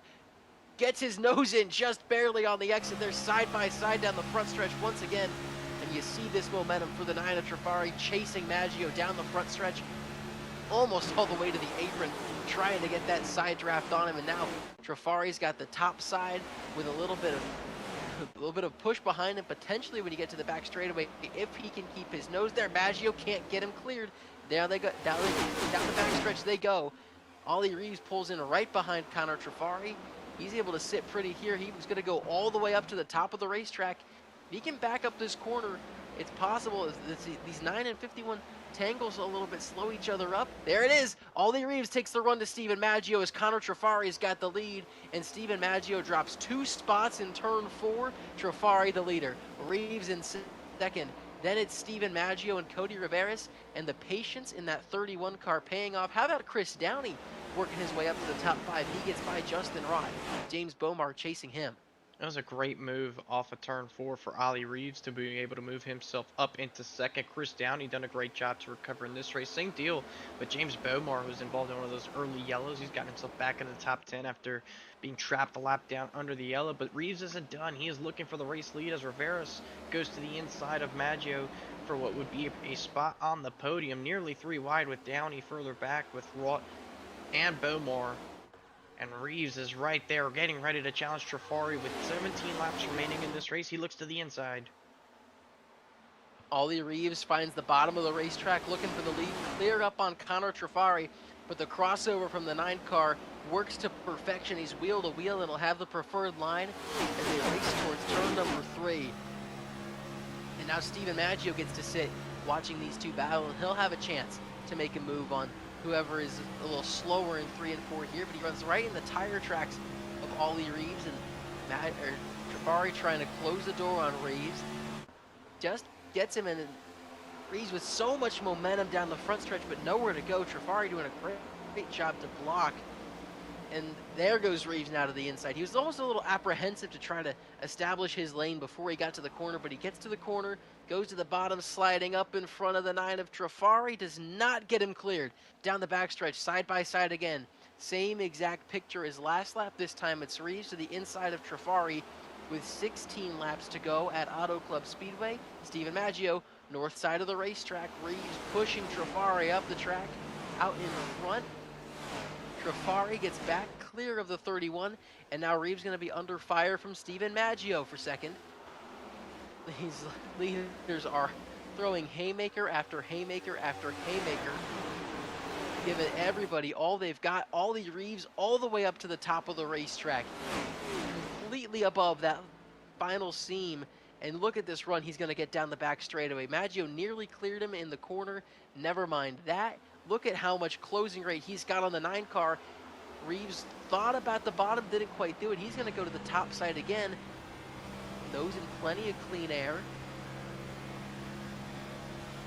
but not quite enough momentum as Trafari catches the wall just a little bit. So Reeves going to have another chance at a run as they roll down the front stretch. 14 laps to go. Ollie Reeves right in the slipstream of the 9 car. Peeks to the inside. Might have a chance here on corner exit, but it's now the opposite of what it was a lap ago. And Connor Trafari is going to have all that momentum on the top end of the racetrack as Reeves can't quite clear him. Yeah, and a lot of battles right now happening, but I think the most important one is this one for the top spot. Ollie Reeves, you can see he runs that bottom line and he just gets tight and he keeps sliding up into the door of that 9 machine of Connor Trafari, and he keeps losing a lot of momentum. I think if Ollie wants to pass him, he has to have help from that 51 machine behind him, but Steven could also just make this 3 wide if he really wanted to, and Cody Rivera is actually making a move here to the outside now. So now this battle for the lead is 4 cars and everyone in the pack is still there. You can see Ollie Reeves just getting a little bit tight. You can see Steven Maggio all the way on that bottom line. They're going to be 3 wide. Ollie Reeves is dead sideways off the corner. He's going to be able to save it, but here comes Cody Rivera. He's going to move that 31 machine and bump him down the back straightaway, and you can see both. Well, he's not going to be able to clear the 51 car, but Ollie Reeves is. But I can tell you that 31, you know, by running the outside line for so much of this run so hard, it makes that right rear tire dissipate much more, and now you're going to see him get a little bit looser, and he's not going to be able to run that line that he's been consistently running beforehand, because now it's just going to be a little bit looser than he likes. But he is still up there. He's battling for the top spot, still making him look to make a move here underneath Connor Trafari. You can see Bromar now here in the picture, that 20 machine. It's still going to be Connor Trafari here off of turn 2. The momentum's going to be with that outside line. Here comes Steven Maggio. Steven Maggio clear for second. Cody Rivera is looking to follow. Once you're on that bottom line by yourself, you are hopeless, and there's nothing that you can really do about it except for go backwards and hope that you clear. And Ollie Reeves had the chance to clear Connor Trafari about 5 laps ago, and at that point, this point in the race, you have to take it if you clear him, and he did it, and now he is paying the price. He's all the way back to that 4th place position. But I mean, we have a doozy here coming up as we're at 11 to go. Connor Trafari able to kind of get a little bit of a lead here as they still battle for 2nd place. But again, this track is so draft reliant. Nothing is over just yet. I think we're still going to see a battle for the lead as these 3 right here are absolutely going at it. As you saw how close it was. That wasn't by a foot. That was by an inch. Steven Maggio was clear. And you can see Cody Rivera right now is using that outside line better than anybody else on the track. He's been able to get really close to the wall, carry that momentum off the corner, but Ollie Reeves is going to contest for that 3rd place position, which if you're Connor Trafari, that's exactly what you want, them battling behind you, because then it doesn't give them a shot to catch you. But Steven Maggio, aggressive, is going to maybe take a peek here to the inside of that 9 machine. We get this battle right here, Connor Trafari and Steven Maggio back to go throw haymakers at one another as Ollie Reeves is fallen just behind them a little bit. Inside now, 10 laps remaining at Auto Club Speedway. Steven Maggio looking for his first win since the Season 3 finale of the SAAC Cup Series. Connor Trafari looking for his first win of the season and his title defense from Season 4.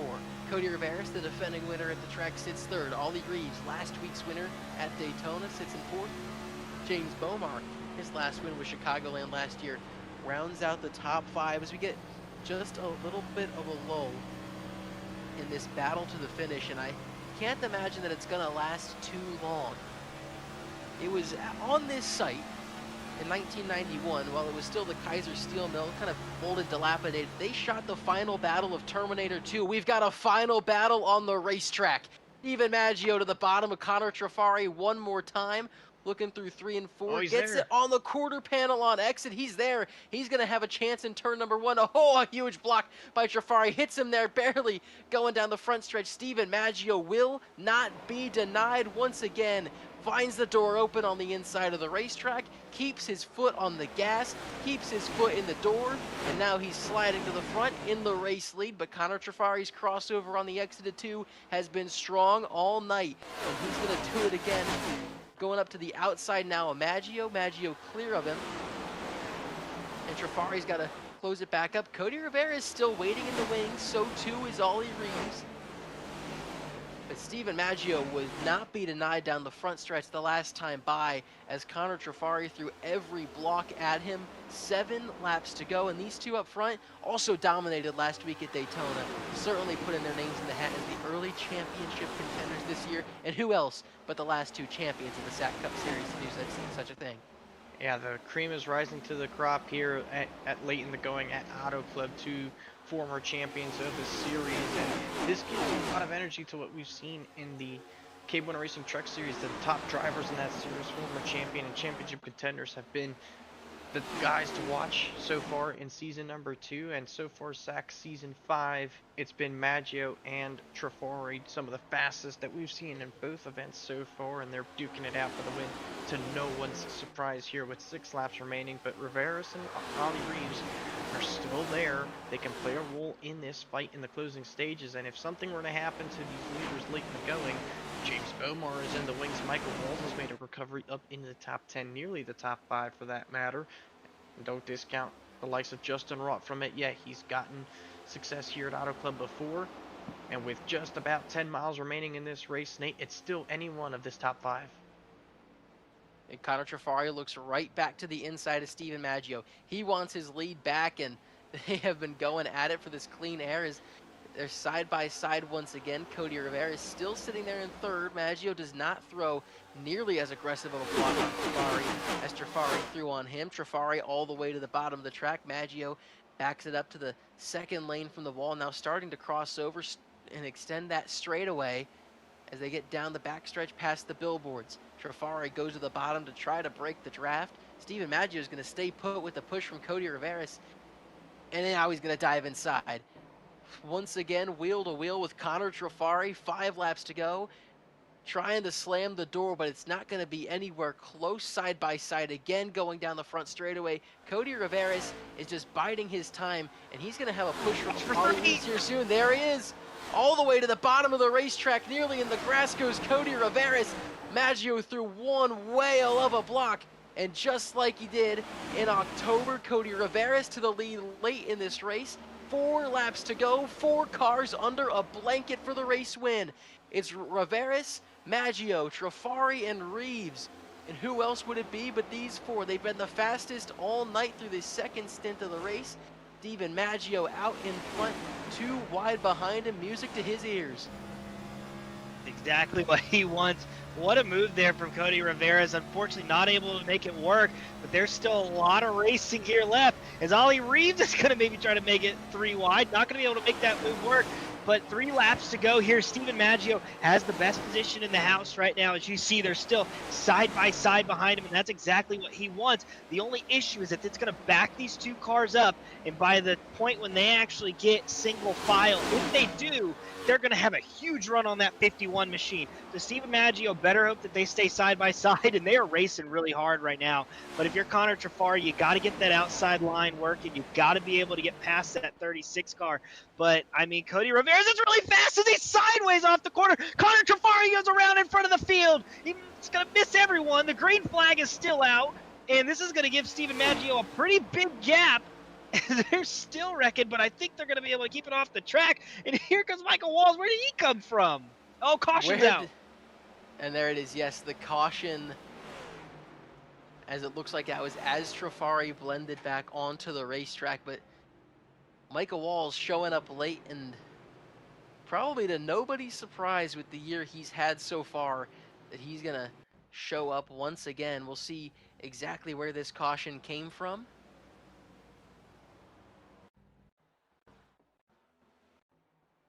And this is really going to put a strain on the fuel, guys, for most of the drivers. I know that they were close to being able to get to the end of the scheduled distance, but now with this overtime, that really begs the question of just how good are they to the end of this race. And I think more importantly is, does anybody stay out for this overtime restart? I think that'll be an interesting note if any of them do, and if anybody pits, what do they do? As we found the replay, and it's right here as he's rejoining. He had it saved, tries to put the power down, but he's got a lot of debris on the car. Does a decent job of not really hitting anybody, but spinning out on the track like that did bring out the yellow. Yeah, and trying to full throttle like that on the bottom, I mean, that just happens, and it may, in some people's eye look a little bit intentional, but I could tell you, when you are on old tires, you run through the grass, and you really try to gas it, and he probably went to a lower gear to try to get out of the grass. It just kind of spun him right around, unfortunately. But going back to the fuel aspect, you did mention that we're really tight on fuel, which we are. These drivers are about probably, if they pitted with that 36, 35 laps to go, they're probably about a lap to the good. And so this caution, though, I think happened earlier enough to the point where they'll be all right, because they did have one caution in between it. So, but we're going to see a few takers here. A few guys are going to come in, take tires, maybe make sure that they're good on gas, but we're still going to have a lot of drivers stay out. So, I mean, taking tires here is going to throw you all the way back to almost 10th place. So I don't know if this is really going to help them, but we could see many drivers led by Michael Walls and James Bromar are going to come in, probably take 4 fresh Goodyears, at least get a little bit of fuel in the car to make sure that they're all right here to the end. But there are a lot of cars who also stayed out, including our leader, Steven Maggio. So will those tires be able to help them enough to get them all the way back up to the front, or are they going to run out of time with these last 2 laps on this green-white checkered? And it looks like it is the top 12 that stay out on the track. Michael Walls the first off of pit road here. He took 2 tires. Does that 24, same deal with Duncan Full, who takes 2. They'll be the first 2 off of pit road to have pit under this caution. Brad Sawinski, one of those drivers that stayed out, he'd pitted under green, I believe, just before that caution came out. He's been on pit road for 2 laps. He currently sits 11th. So obviously they were tight to the end, probably are good for an overtime, but this is an extended first overtime attempt, meaning the caution came out with roughly 2 or 3 laps to go, so it's almost the maximum extension you can get, rather than maybe by 1 lap if it would have came out with 5 to go. So in this case, drivers are probably, especially those that stayed out, are going to be saving hard on fuel, just trying to make sure they have plenty to the end.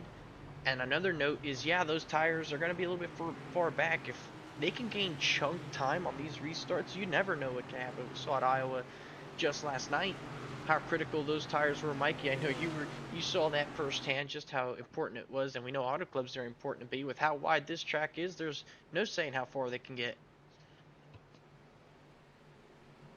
Yeah, absolutely. And I think the main thing here also too is that these drivers who pitted are starting 12th.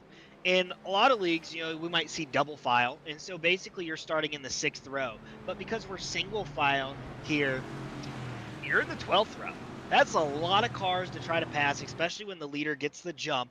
And so you really have to time it perfectly. You're probably going to see those guys who took tires rip the outside, try to gain as many positions as they can, but they're just so far back. I don't know if they can make up that track position. I think enough cars might have stayed out because I feel that here at Auto Club, tires do matter, but I don't think they matter as much as other tracks. So we're going to see here. I think the guys who stayed out here are going to have the track position advantage, again, that I've been emphasizing on all night. But who knows? If we get a caution here and they're able to make up, 5 or 6 positions, they're right back in this race. And those guys, I'm meaning the guys who took tires. So this can really go anywhere. And if we do get another caution, the guys who stayed out, they're going to have fuel concern. And so, again, anything can happen here. Nate, let's get through this.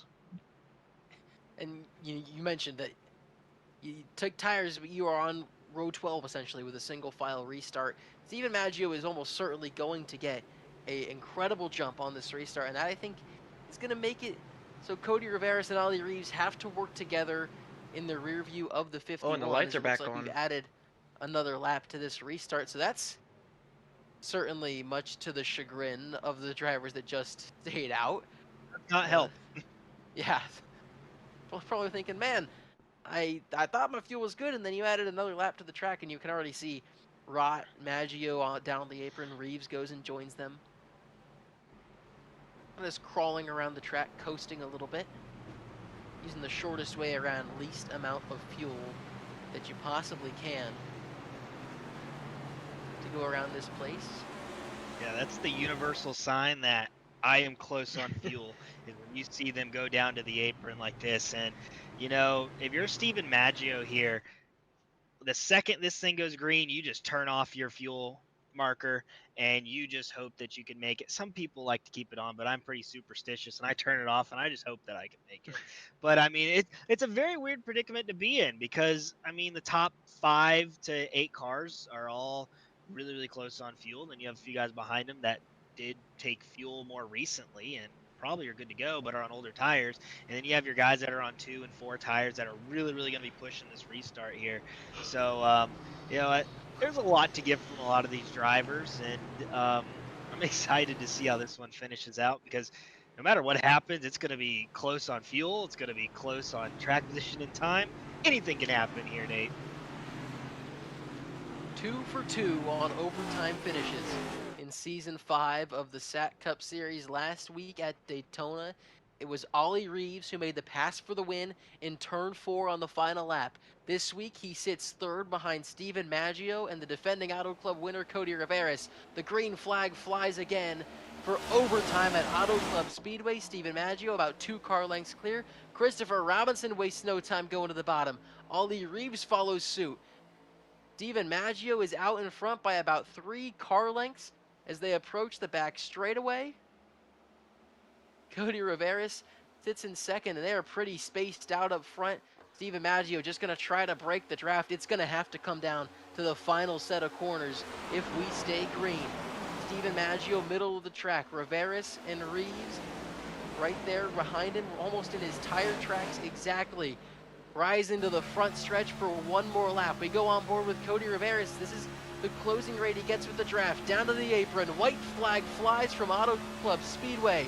Steven Maggio out in front. Cody Riveras trying to go back-to-back at Auto Club Speedway and win here for a 3rd time in his SAAC Cup Series career. He's going to have a chance. Look at this run. Hasn't won since the Season 3 finale at Las Vegas Motor Speedway. Maggio breaks the draft down the backstretch. Cody Riveras stays true on the north end of the track. Turn 3, last time. Riveras top of the track, giving it all he's got. Ollie Reeves up to the very, very top. Riveras can't quite get the nose in on the outside. Out of turn 4 for the final time. Contact between the leaders. Riveras and Maggio crash. Ollie Reeves goes back-to-back. He wins at Auto Club Way. Unreal shades of 4 wides final lap. Contact between the top 2 in turn 4 as the leader gets sideways off the final corner, and it's Ollie Reeves going back-to-back in unbelievable fashion here. Mike, you're sure that wasn't what due to do you? you say? Ollie Reeves is just there. And man, this brings back some memories that I don't want to remember. I'm going to be completely honest, but I can tell you one driver that is absolutely thrilled with this is Ollie Reeves. What a way to make a statement. I told you that luck and confidence will follow you around all year if you can get on the right side of it. And Ollie Reeves is going to go back to start the season. And all you had to do was just wait for the front two guys to get loose and spin each other.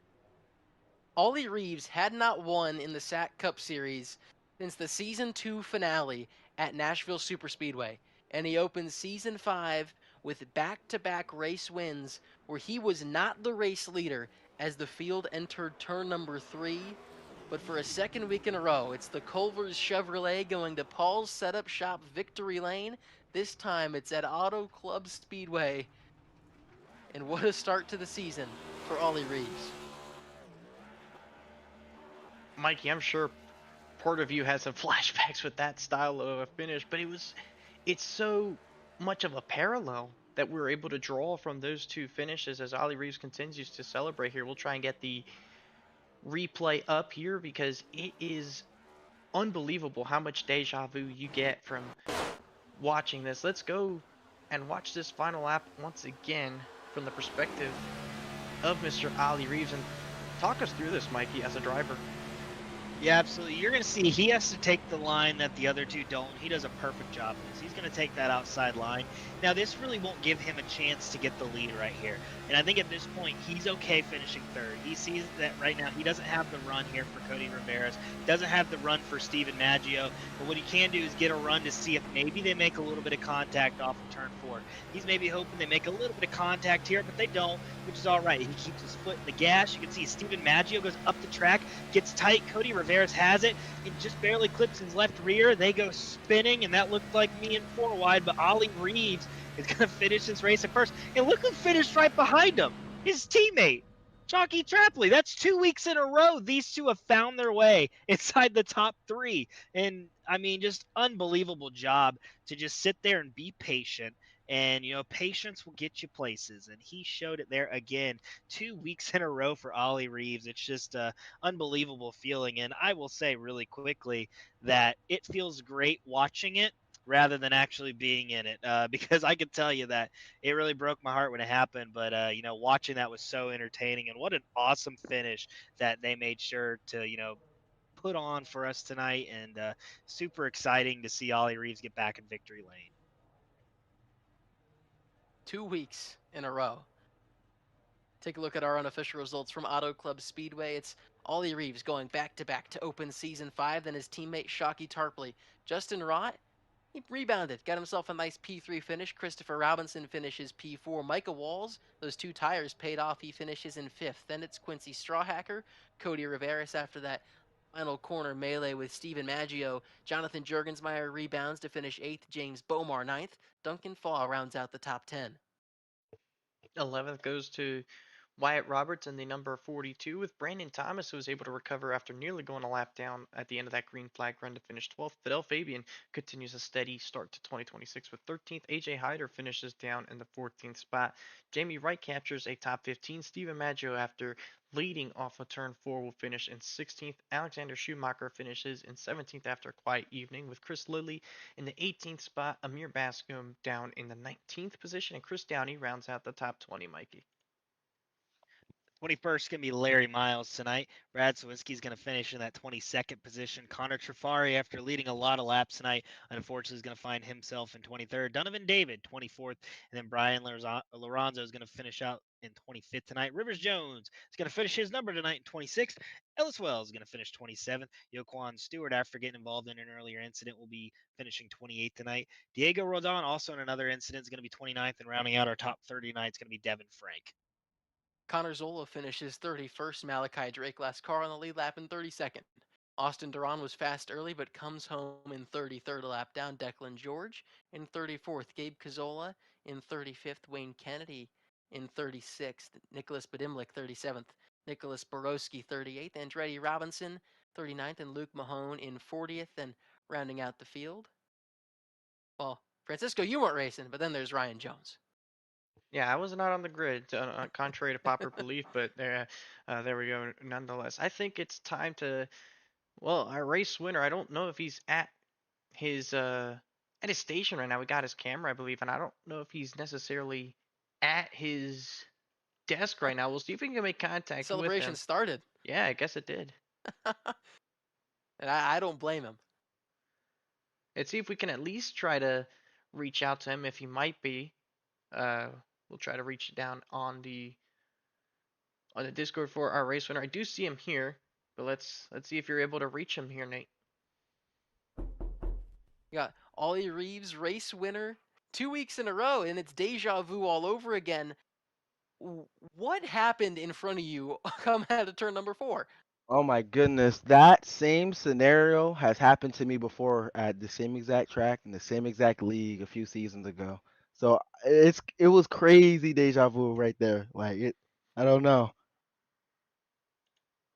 Sometimes we said it earlier in the race. It's the debate is it better to be lucky or better to be good. But you were lucky and you were good tonight, and you've been lucky and good in both races this season, back-to-back wins. When you hadn't won since Nashville in season 2, you weren't even leading coming out of turn 3 on the final lap in either of these races. Keeping your head in the game to be able to make that move that you did at Daytona, and be able to dodge the wreck in front of you today. What does that do for your confidence going forward this season? Man, this huge confident boost, man. I know I'm quick. I have the speed. It's just to be able to get the results like so early on is awesome. I just it's a good feeling. It's a good feeling. You came into this race second in points after the win last week. Now, points not official yet, but I'm assuming with the win and Trafari, who is ahead of you, not having the great finish tonight, that you would be the points leader. Is this setting yourself up for a possible championship push? I know it's still early, but it's never too early, is it? Of course, that's the end goal, man. Get the championship. I just want to, represent my team, score the most points for my team, race clean. But that championship will be awesome. After, racing in this league for so long, being around so many guys, just of high caliber, like skill. I want to try and win it. And then before we let you go, Ollie, is there anyone that you want to shout out for this race and this win here tonight? Yeah, I want to, shout out my team, Zenith, my sister again for tuning in. That's pretty neat. You guys for putting on a great, great broadcast every time. Shuey Sportsbooks. Yeah, Ollie, thank you so much for joining us, and congratulations on back-to-back wins. Go celebrate. Have a good time. appreciate it. Have a good night. That's Ollie Reeves, our race winner from Auto Club Speedway, back to back to open up season 5 of the SAAC Cup Series. Now joining us, his teammate and second place finisher, and I believe his second podium of the season as well, will be Shockey Tarpley with Francisco Bacalhau. And Shocky, what a crazy ending to this race here tonight from Auto Club. You kind of showed up on the scene when it was all said and done, and here you are standing on the runner-up position. Talk us through what the race was like for you, and did you expect to get this high of a position there in the closing laps? Honestly, really didn't. To be real with you, uh, I was kind of going through a rough patch at the beginning of the race. Other than that, I really was just trying to just make as much positions as possible, make as much points as possible, so I can still score some good points for my team. But that's really all that I have. If I could think of any more. And obviously, after a great run like this, I'm sure the momentum's going to be on your side. We move over to tracks like Sonoma and North Wilkesboro. What do you think is going to be the challenge to get around those racetracks and the goal for you to come out with good results in those races? Uh, honestly, I just pray and hope I can just keep this momentum going. Uh, try just try my hardest every day. I'm just trying to go every race day that we go to, every track that we go to. I just try to get my 100% to it as much as possible. Try and see how many positions I can gain, all the other stuff. Even though I'm not really good at road courses, but I hopefully I could just pull something out my uh ankles and finish well. You know. And obviously, we also know that Super Bowl 60 is this upcoming weekend, Shockey. Anybody you got any bets you're thinking about making for this upcoming weekend? Give us your prediction. Ooh, I'm a Falcons fan, but low key, I might have a good. I might. It's a hard one for me. I'm leaning more towards the Seahawks more than I am the Patriots, but I'm gonna just give it to the Seahawks. I feel like Seahawks go take it home. Just That's again, the like correct 2013. answer. That is the correct The answer as correct a answer. Falcon The fan. correct answer. Yeah, you just told us you're a Falcon fan. Wouldn't make any sense to go for the Patriots after what happened about seven or Yeah, Yes, 8 years ago. So I know, that's a I low know, blow to bring that one up, Fran. Oh. I mean, if he would have I said know, the I Patriots, know. I mean, that would have been a little bit confusing. But I also agree with you on the Seahawks on that, Shockey. And before we let you go, Yes. anybody want to give a shout out to the hell makes this happen for you and the whole 25 team? Uh, just my team owner of the Zenith Motorsports. Shout out my boy Ellis and my other teammates Amir, Ollie, and Ethan. Unfortunately, he couldn't race today, but it's all good. We still managed to get it done, like always. We appreciate the time you take with us, Shockey, to join us on your Thursday nights. Congratulations on the podium effort, and go enjoy your weekend. We'll see you on the next side of it. All right, appreciate it. You too. That is Shockey Tarpley running out your second place position. And I'm sorry, Nate, but also when you do blow a 28-3 lead, it kind of does get brought up every once in a while. So, You don't ever get to live that down. hey, I don't get to live down that AFC Championship when we were up on 20-10 against John Brady. Miles Jack was definitely down, but I digress. As we will sit back to the next position, and Mikey Neal is going to be caught up here with Justin Roth, the third place finisher. Yeah, I have our third place finisher here tonight, Justin Rott. We saw Justin tonight, kind of mired around the top 5, top 10, was able to consistently kind of put his name into the, bucket of names that we had up there all night, but consistently able to stay up there and eventually got him a top 3 tonight. Justin, good finish tonight. What was your game plan going into this race, especially with the draft? Maybe a little bit of looser conditions with the track temp. How were you approaching this race, and what did you have to do in race to maybe help yourself run top 10 most of the night? Yeah, I was just trying to. I qualified well, so I was just trying to keep track position, running front. I really wanted to get a lap lead early there when I was racing Connor for the lead, but I didn't quite get that. But eventually I got it while racing Connor and Steven. So yeah, I just really wanted to run up front, not make any mistakes. All there's been so many times, especially in this next gen, where I'm running well and then just makes one critical mistake and completely takes me out, especially in SAAC. So really just trying to not do that this season and kind of points race. I feel like racing for wins can just get you in bad spots. So like points racing, I really want to make the playoffs or the eliminator chase. And yeah, I just points racing like that'll give me better finishes and honestly probably put me in better positions to win at times, I think. So that's really what I'm going for this season. And as a whole, like this race, I think I did a pretty good job of managing. I screwed up pit road a good couple times, but that it is what it is. But yeah, I just had pretty good pace tonight, and hopefully I can carry that forward for the coming weeks. Yeah, absolutely. And with tonight's third place finish, it actually moves you up to third place in the point standings. You're 42 points above the cut line, but it is only race 2 at that. But we have a lot of, big races coming up. What are you going to do to prepare yourself for these next few races? Especially, we've seen a few drivers so far show, their cards. We've seen Ollie Reeves win both races. We've seen Connor Trafari up front both races, but, end up getting involved in incidents. So like, what do you think that you have to do here for these future races to, kind of help maintain that position and maybe even take the points lead a few races down the line? Yeah, I mean, same thing. They're just consistency.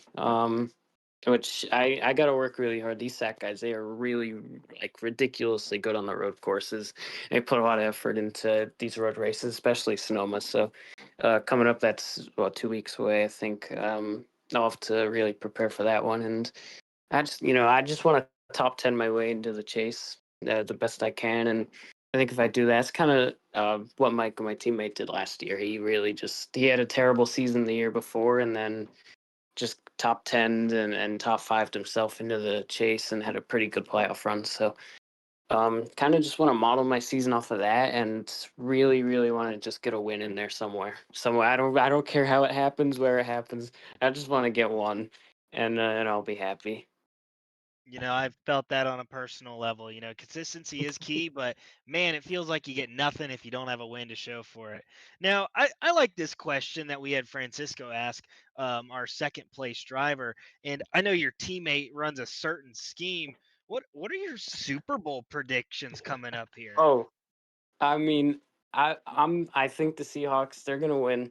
And really, I don't know by how much. It could be 3, it could be 40. And I feel like I've said that about them the whole playoffs. But I mean, they've looked like the best team to me since about week 12 ish, somewhere around there.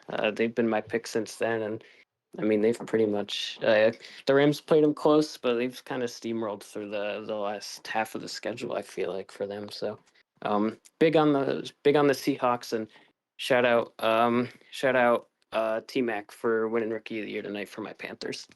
Hey, There you go. hey, Two for Mikey. two, Francisco. Well, I do Oh, got to yeah. say this, Justin. You said 3 or 4 points. The spread, I believe, is listed at 4.5 for the Seahawks. Is that a spread you take? Absolutely. I mean, yeah, I'd take that every day. I'm not a Ben man, but I would if I was. Well, you heard it from him. He did not go with his teammate, and that was a good choice. You had the correct answer. But let's get off of Super Bowl. I know you have a few people on the 76 machine that you want to thank, so go ahead and list all those people that you would like to thank. Thank you, Mike. Yeah, I want to shout out all you guys up in the booth so I don't forget. Fran, Mikey, Nate, you guys put on a great show 2 weeks in a row. I love watching these back, and everyone that helps, Kenneth, everyone, and then everyone who puts on this league, Cody. He gets a lot of backlash for stuff, but honestly, it's hard to run a league. I know it is, and that's why I don't do it. So, everyone else that runs the league, and then all my teammates, um, Jurg, Steven, Micah, Rivers, they all ran pretty well tonight at times, and all the T1A guys, all the BBR guys for working with me here and there, and shout out Luis Ramirez for the paint scheme tonight. It's based off the Ryan Blaney Cars diecast from, I want to say, 2022. Shout out to him for putting this together for me last minute, and looks as good as it can be. It's not a great paint scheme, but he did a really good job putting it together. So shout out to him, and yeah, all you guys up in the booth once again. Thank you very much, Justin. Congrats on your third place finish, and we'll see you at the next race. And that will wrap up our post race interviews here, as we're going to send it right back to Nate. Thank you, and congratulations to our entire top three. 4.5, I think that's too big of a spread to take in a playoff game, in my opinion. I'm not sure that I'd take that one the way you guys are talking about, but I certainly will take the Seahawks to win that game, and I wish I'd thought of and asked that question as well. We'll have to get Ollie's thoughts on that here at some point. But a fantastic race from Auto Club Speedway. It fit the billing. It's once again, this track delivers, and it does it time and time again on iRacing, especially in the heat. What are you guys' final thoughts?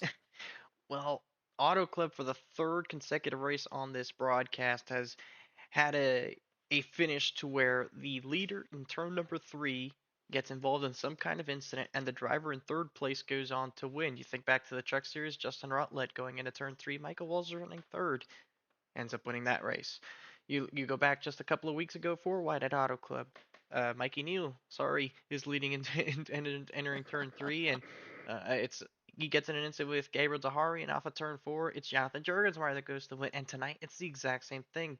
Cody Rivera, Stephen Maggio racing for the lead. They make contact, they wreck, and here comes Ali Reeves from third to take the win. So it's a pattern that we've seen 3 straight Auto Club races, and I think that goes to show that here at Auto Club, with the fantastic racing that we get, it's never over until it's over. You can't count out anybody out at any given moment in time. That's why it's always a race to the checkered flag, and great job for Ollie Reeves to open up the season with back-to-back victories. That is really, really strong momentum for him to kick off season number 5. That's more wins than he had in the last couple of seasons. I'm sure he's going to be really stoked about that, and we'll see how much of this momentum he's able to carry into over the next couple of races here. Mikey, what are your thoughts? Yeah, absolutely. Auto Club produces great racing, and with how much the draft affects the cars, and trying to run 3 different lines at the same time, try to block those around you. It creates races like this where it comes down to the final corner, the final 500 feet, a little bit of contact is made, and it just like that, you go from finishing first to 20th. And I had that happen to me. And I was unfortunately one of those drivers that was affected by it, but it happens. You move on. That's just the type of racing that Auto Club is and produces. And it's really hard to win here. But Ollie Reeves going back to back is an unbelievable feat. I think at Daytona and Auto Club itself is just it's so hard to do is to win at both those races. And really my final thoughts about it is just unbelievable racing. We're gonna move on and we're gonna have a great race next week. And you know what? The other good thing is that a Buckeye is going to win the Super Bowl this year. We have JSN on Seattle, and then a few Buckeyes, including Travion Henderson on the Patriots. So you know that's always good. But the racing that we've seen these first 2 races have been unbelievable. I mean, between the duels, the Daytona 250, and now Auto Club, I think it just shows how capable this season is going to be great. Like it just shows how capable it is of being great. 2 races down, we're just shocked at what happened, and I expect to see this throughout the season. And at the end of the day, Ollie Reeves puts his name on the first 2 races of the season, and what a great start for him! And excited for next week to see what happens. Yeah, we'll be back in 2 weeks' time at Sonoma Raceway for the first road course of 4 this season. Then a week after that, it's North Wilkesboro Speedway under the lights to continue on season 5 of the SAAC Cup Series. In that meantime, where we don't have that broadcast for SAC, we are back for the KBRN Truck Series on Monday from Charlotte. And then next Wednesday, the 4 Wide Racing TJ's Team Series will be back in action as well